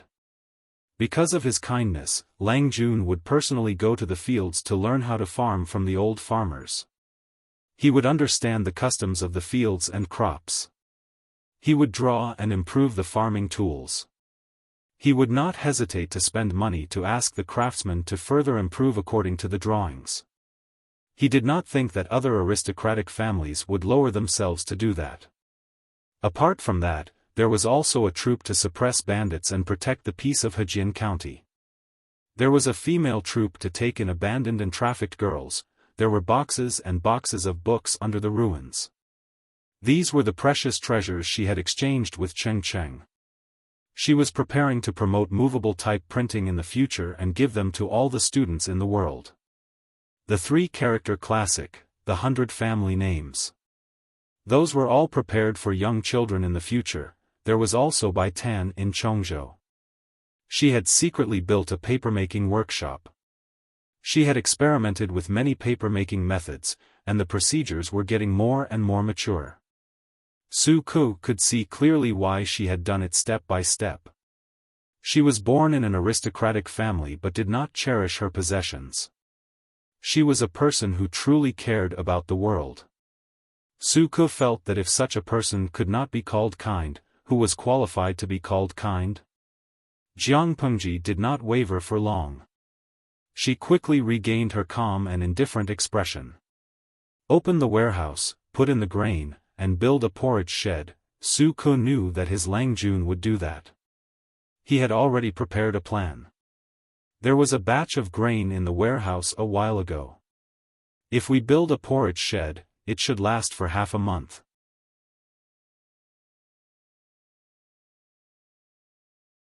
Chapter 374. How much money is left in the warehouse? I don't know if the medicine shop is still there. Can I buy medicinal herbs? It would be better if I can hire a doctor. She could not save the people who died in the earthquake, but she would try her best to save the people who were still alive. If she had known that the earthquake would happen so suddenly, she would have looked for a doctor when she first came to Shangjing. In addition, allocate some money to hire the people who are still alive. Give them food or some wages. Ask them to help clean up the ruins and search for survivors under the ruins. Go and make a plan and calculate the cost. If it's not enough, Su Ke didn't need to calculate to know that the money in the warehouse was not enough. Therefore, he told her the truth. Lang Jun, the money in the warehouse is not enough. Jiang Pengji pursed her lips and said, I will think of a way to get the money and food. You can do this first. Su Ke said, if we can persuade the families to open up their granaries, it might be effective. She sneered and asked bluntly, what do you think is the possibility? Countless people froze and starved to death during the snow disaster. How many families in Shangjing opened their granaries to get food? It was an earthquake now. Every family could not protect themselves. If they survived, they would leave the troublesome place immediately. Why would they stay? For the aristocratic families who boasted of their noble blood, ordinary people were like ants. Who would stay in a dangerous place like Shangjing for ants, let alone open the warehouse and give out money, food, and medicinal herbs? Su Ke remained silent in the face of her question. While they were talking, the sound of horses' hooves could be heard in the distance. Upon closer inspection, the person in the lead was the disheveled Huang Song. Behind him were a few soldiers in official uniforms. Brother Lu. Huang Song pulled the reins and stopped the horse in front of Jiang Pengji. Where is Brother Ju? He got off the horse. He could not help but secretly sigh in relief when he saw her pale face and messy hair. She was wearing a loose cloak. It seemed that she was not injured except that she was a little mentally weak. After listening to Jiang Pengji's words last night, Huang Song led his lackeys to patrol a few rounds. In the middle of the night, he even caught two hedonistic sons of aristocratic families fooling around on the streets. He was about to arrest them according to the rules of Shangjing when the earthquake occurred without warning. The first thing Huang Song did was to gather the troops to save the people. He, on the other hand, hastened his horse back to the mansion to take a look. His father had always slept late. When the earthquake happened, he was slightly injured, but his life was not in danger.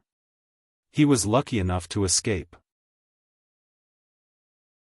Huang Song ordered the surviving servants to save the people, search for money and food in the ruins, and placed the old man in a relatively safe place. After making all the arrangements, he brought people to this area to search and rescue the officials and nobles who were trapped under the ruins. All of Shangjing had been reduced to ruins. 9 out of 10 rooms had collapsed. Along the way, Huang Song's heart sank. Who knew how many people would be left alive in Shangjing City after this disaster? Jiang Pengji glanced at Huang Song and the soldiers behind him. They all looked like they had just finished working at a construction site and were in a sorry state. Huijia is fine, but his arm is slightly injured. He's inside now. Although the inspector of Shangjing was a small official, similar to the head of the city management, there was one advantage: this position had people under him. That's good. Huang Song heaved a sigh of relief. He kindly advised Jiang Pengji, the situation is unstable now, and this is not a safe place. In order to prevent the rioters from robbing and killing people, as well as robbing food and money, Brother Liu should make plans early. Jiang Pengji frowned after hearing that. She knew what the people would do when they were forced into a desperate situation, but there was a prerequisite. I heard that there are 100,000 Imperial Guards in Shangjing. If the Imperial Guards are mobilized, they can definitely pacify the people at once and save more people. Why would the people need to take risks out of desperation when the Imperial Court has opened the warehouse to release food? Her voice was laced with ice. Her sarcasm was obvious. Huang Song's expression became a little awkward when he was questioned. He said helplessly, when the earthquake happened, the emperor's family was outside the city to avoid the summer. The Imperial Guards had to protect the emperor's family, so they couldn't leave easily. Hearing that, Jiang Pengji closed her eyes slightly. Su Ku, who was behind her, could hear the hidden meaning behind Huang Song's words. He almost could not help but step forward to question her. However, just as he took a step forward, Jiang Pengji raised her hand to stop him. The audience in the streaming room was still immersed in the devastation and discomfort of the ruins. When they heard Huang Song's words, they completely exploded. Lo Siji Lianmeng, what is this? There are 100,000 Imperial Guards. Can't they leave 10,000 to protect the emperor and the rest to save people? Dais Hajuan, Ba. Why do they need 10,000 to protect people? Who does the emperor of Dongqing think he is? Ingyang Kuaixian, I've been following the live stream recently. According to the news, the Imperial Guards are the largest armed force in Shangjing. If they don't come out to save the people, are these beasts going to watch the lucky survivors die? Jiang Pengji glanced at the bullet screen from the corner of her eyes. She sneered in her heart. If the earthquake was smaller and occurred during the day, there would not be so many casualties. The emperor would probably be willing to mobilize the Imperial Guards to save people. Shangjing was now in ruins. How could it still be considered the capital? The cost of reconstruction was probably not something the current national treasury could bear. Under such circumstances, the emperor of Dongqing would naturally choose the method with the least loss. Zai Chilidiao, Hihi, you have to know that in ancient times, the lives of the people were like grass.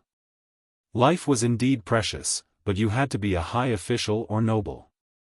Take Brother Huang Song for example. He brought people to save people, but they were all famous people in Shangjing. The speed of rescue in ancient times was so slow. At the same time, if ordinary people were saved, the officials and nobles might die. Put the two together. Who do you think will be saved first? Waha, I remember the Luchuan earthquake. I was in university in Luchuan at that time. The earthquake happened and the dormitory collapsed. I was rescued from the ruins by a soldier. Looking at this streaming room, I just want to know if I was an ordinary person, would I be able to live? Beef soup Bujia Jiang, the person above, don't be funny. If that was the case, your corpse would have been cold long ago. You would probably have finished the reincarnation process. Balu Yatang Shizhan Fan, let's not talk about it. It's full of negative energy. I want to smash my keyboard. I'm going to do something positive to calm myself down. I'm going to post on Baidu and see if I can attract some rich people to reward me in the streaming room. The audience in the streaming room chose to believe in Jiang Pengji with the prestige and credibility accumulated over the years of streaming. The rewards of various amounts continued. Huang Song seemed to have some sources of information. He had a good impression of Jiang Pengji, so he could not help but hint. Now that the emperor can't even take care of himself, Brother Lu, take the opportunity to leave quickly. From now on, you can fly freely in the sky and swim freely in the sea. If you're too late and the emperor remembers you and second brother Feng, I'm afraid you won't be able to leave. After he finished speaking, he resumed his businesslike expression. Jiang Pengji sneered. I, Lu Shi, may not have other things, but I still have a backbone. If I abandon everything and escape now, what difference is there between me and a coward? You don't have to hide it from me, Bogeo. I'm not stupid. I know very well that the emperor saw that 9 out of 10 houses in Shangjing had collapsed. He was too lazy to spend a huge amount of money to rebuild the capital, so he wanted to leave with the nobles and the important ministers and move the capital directly, right? Who would spend a huge amount of manpower and material resources to rebuild Shangjing if they were going to move? If there was no intention to move the capital, even if the emperor was afraid of death, he would still send the imperial guards to save the people, even if it was just to save face. The dignified capital could not only have the emperor, but also the people. Now that the imperial guards were grasping tightly and refusing to rescue them, it meant that they were abandoning the people. Naturally, the intention to move the capital was obvious.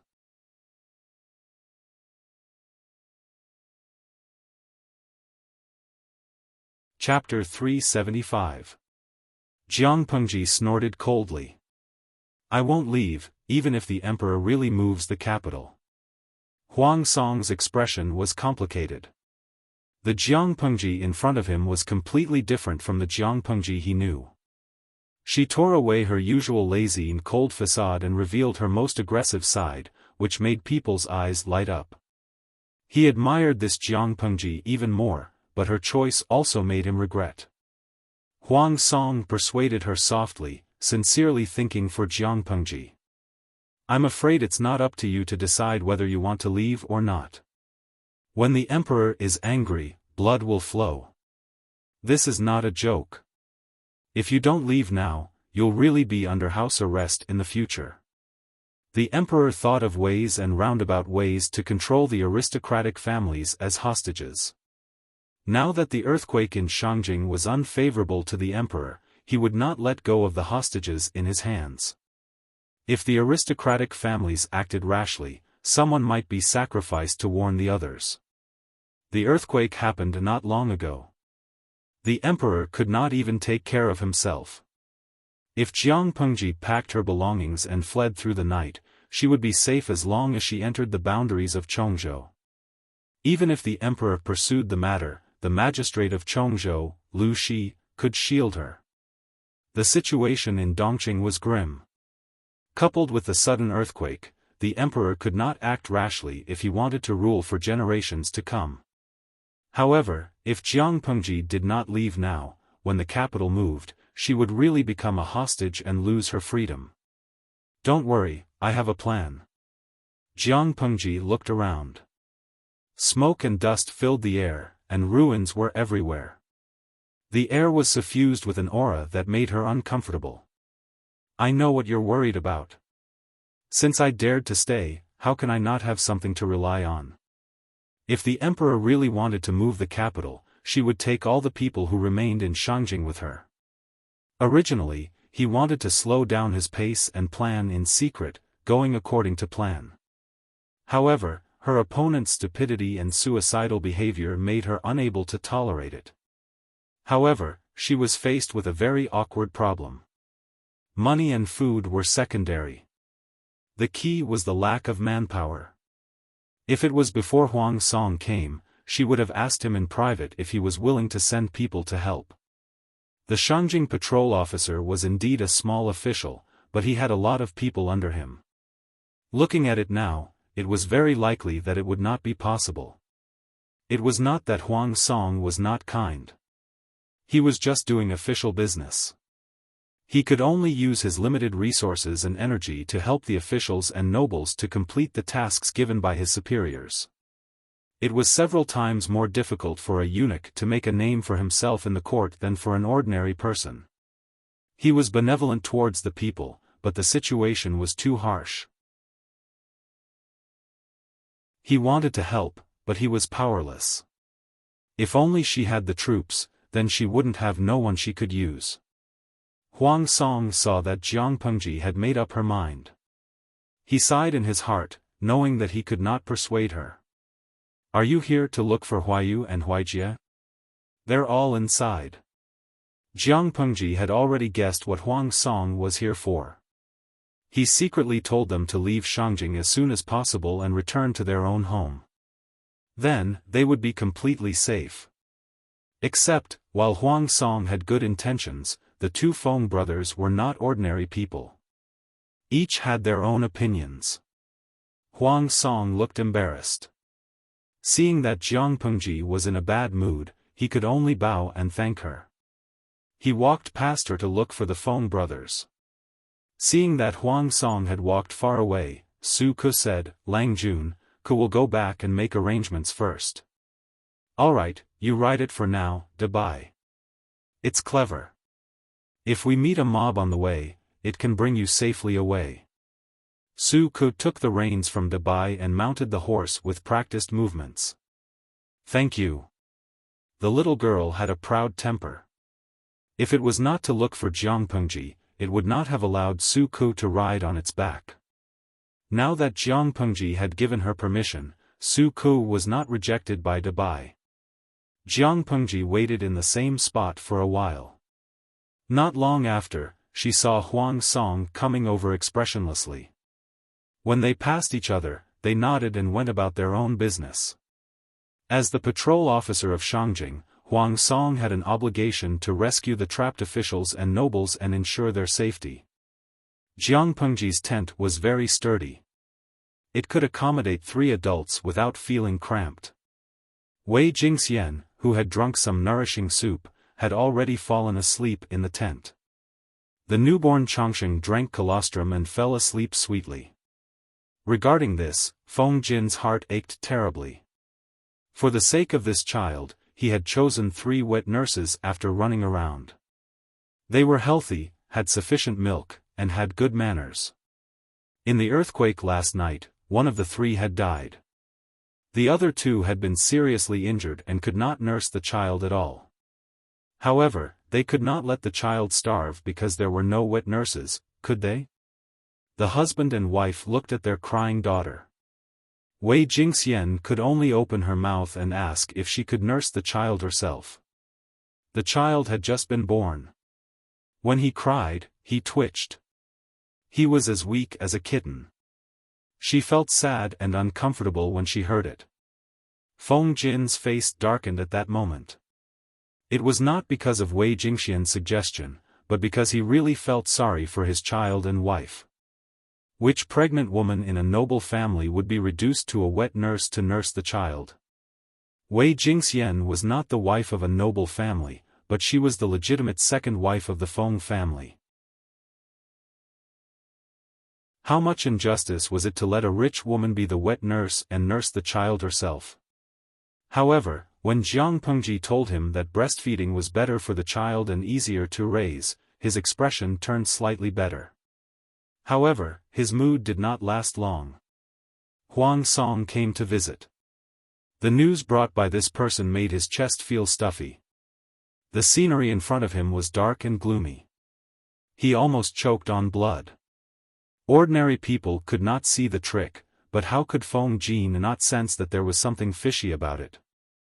The emperor wanted to abandon Shangjing and move the capital to another place. Huang Song did not stay to wait for Feng Jin and his brother's reply. Time was of the essence now. They could not delay it even for a moment. He wished he could have thousands of incarnations. To be able to find time to inform Feng Ju at such a time, it was obvious that he really regarded Feng Ju as a close friend. Lanting? Why are you back? Feng Jin heard the movement and looked up. He saw the person who had come. It was Jiang Pengji who had bid farewell before.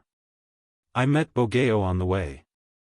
I'm afraid the emperor is going to abandon Shangjing and move the capital with his people. Feng Jin forced the corner of his mouth to twitch. Jiang Pengji's thoughts coincided with his. Now there were two paths in front of him. First, he could do nothing. He could wait for the emperor to send someone to pick him up and continue to be a hostage of the Feng family. However, Feng Jin was not an ordinary person. How could he not see how dangerous this path was? It was not jail, but it was worse than jail. When he arrived at the place where the capital was moved, he was afraid that he would become a real prisoner.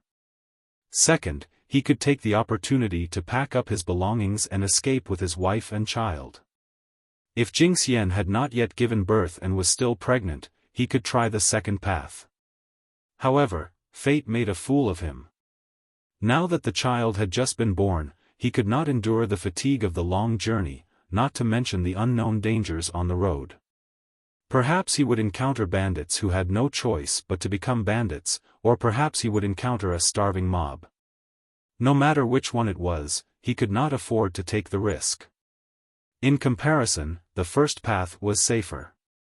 Feng Jin was a true gentleman. For the sake of his wife and daughter, he was willing to sacrifice his temporary freedom to protect his family. You're tuning in to the Xiaofan's Wuxia Tales YouTube channel. Don't forget to subscribe and join us on this journey to catch the most captivating stories.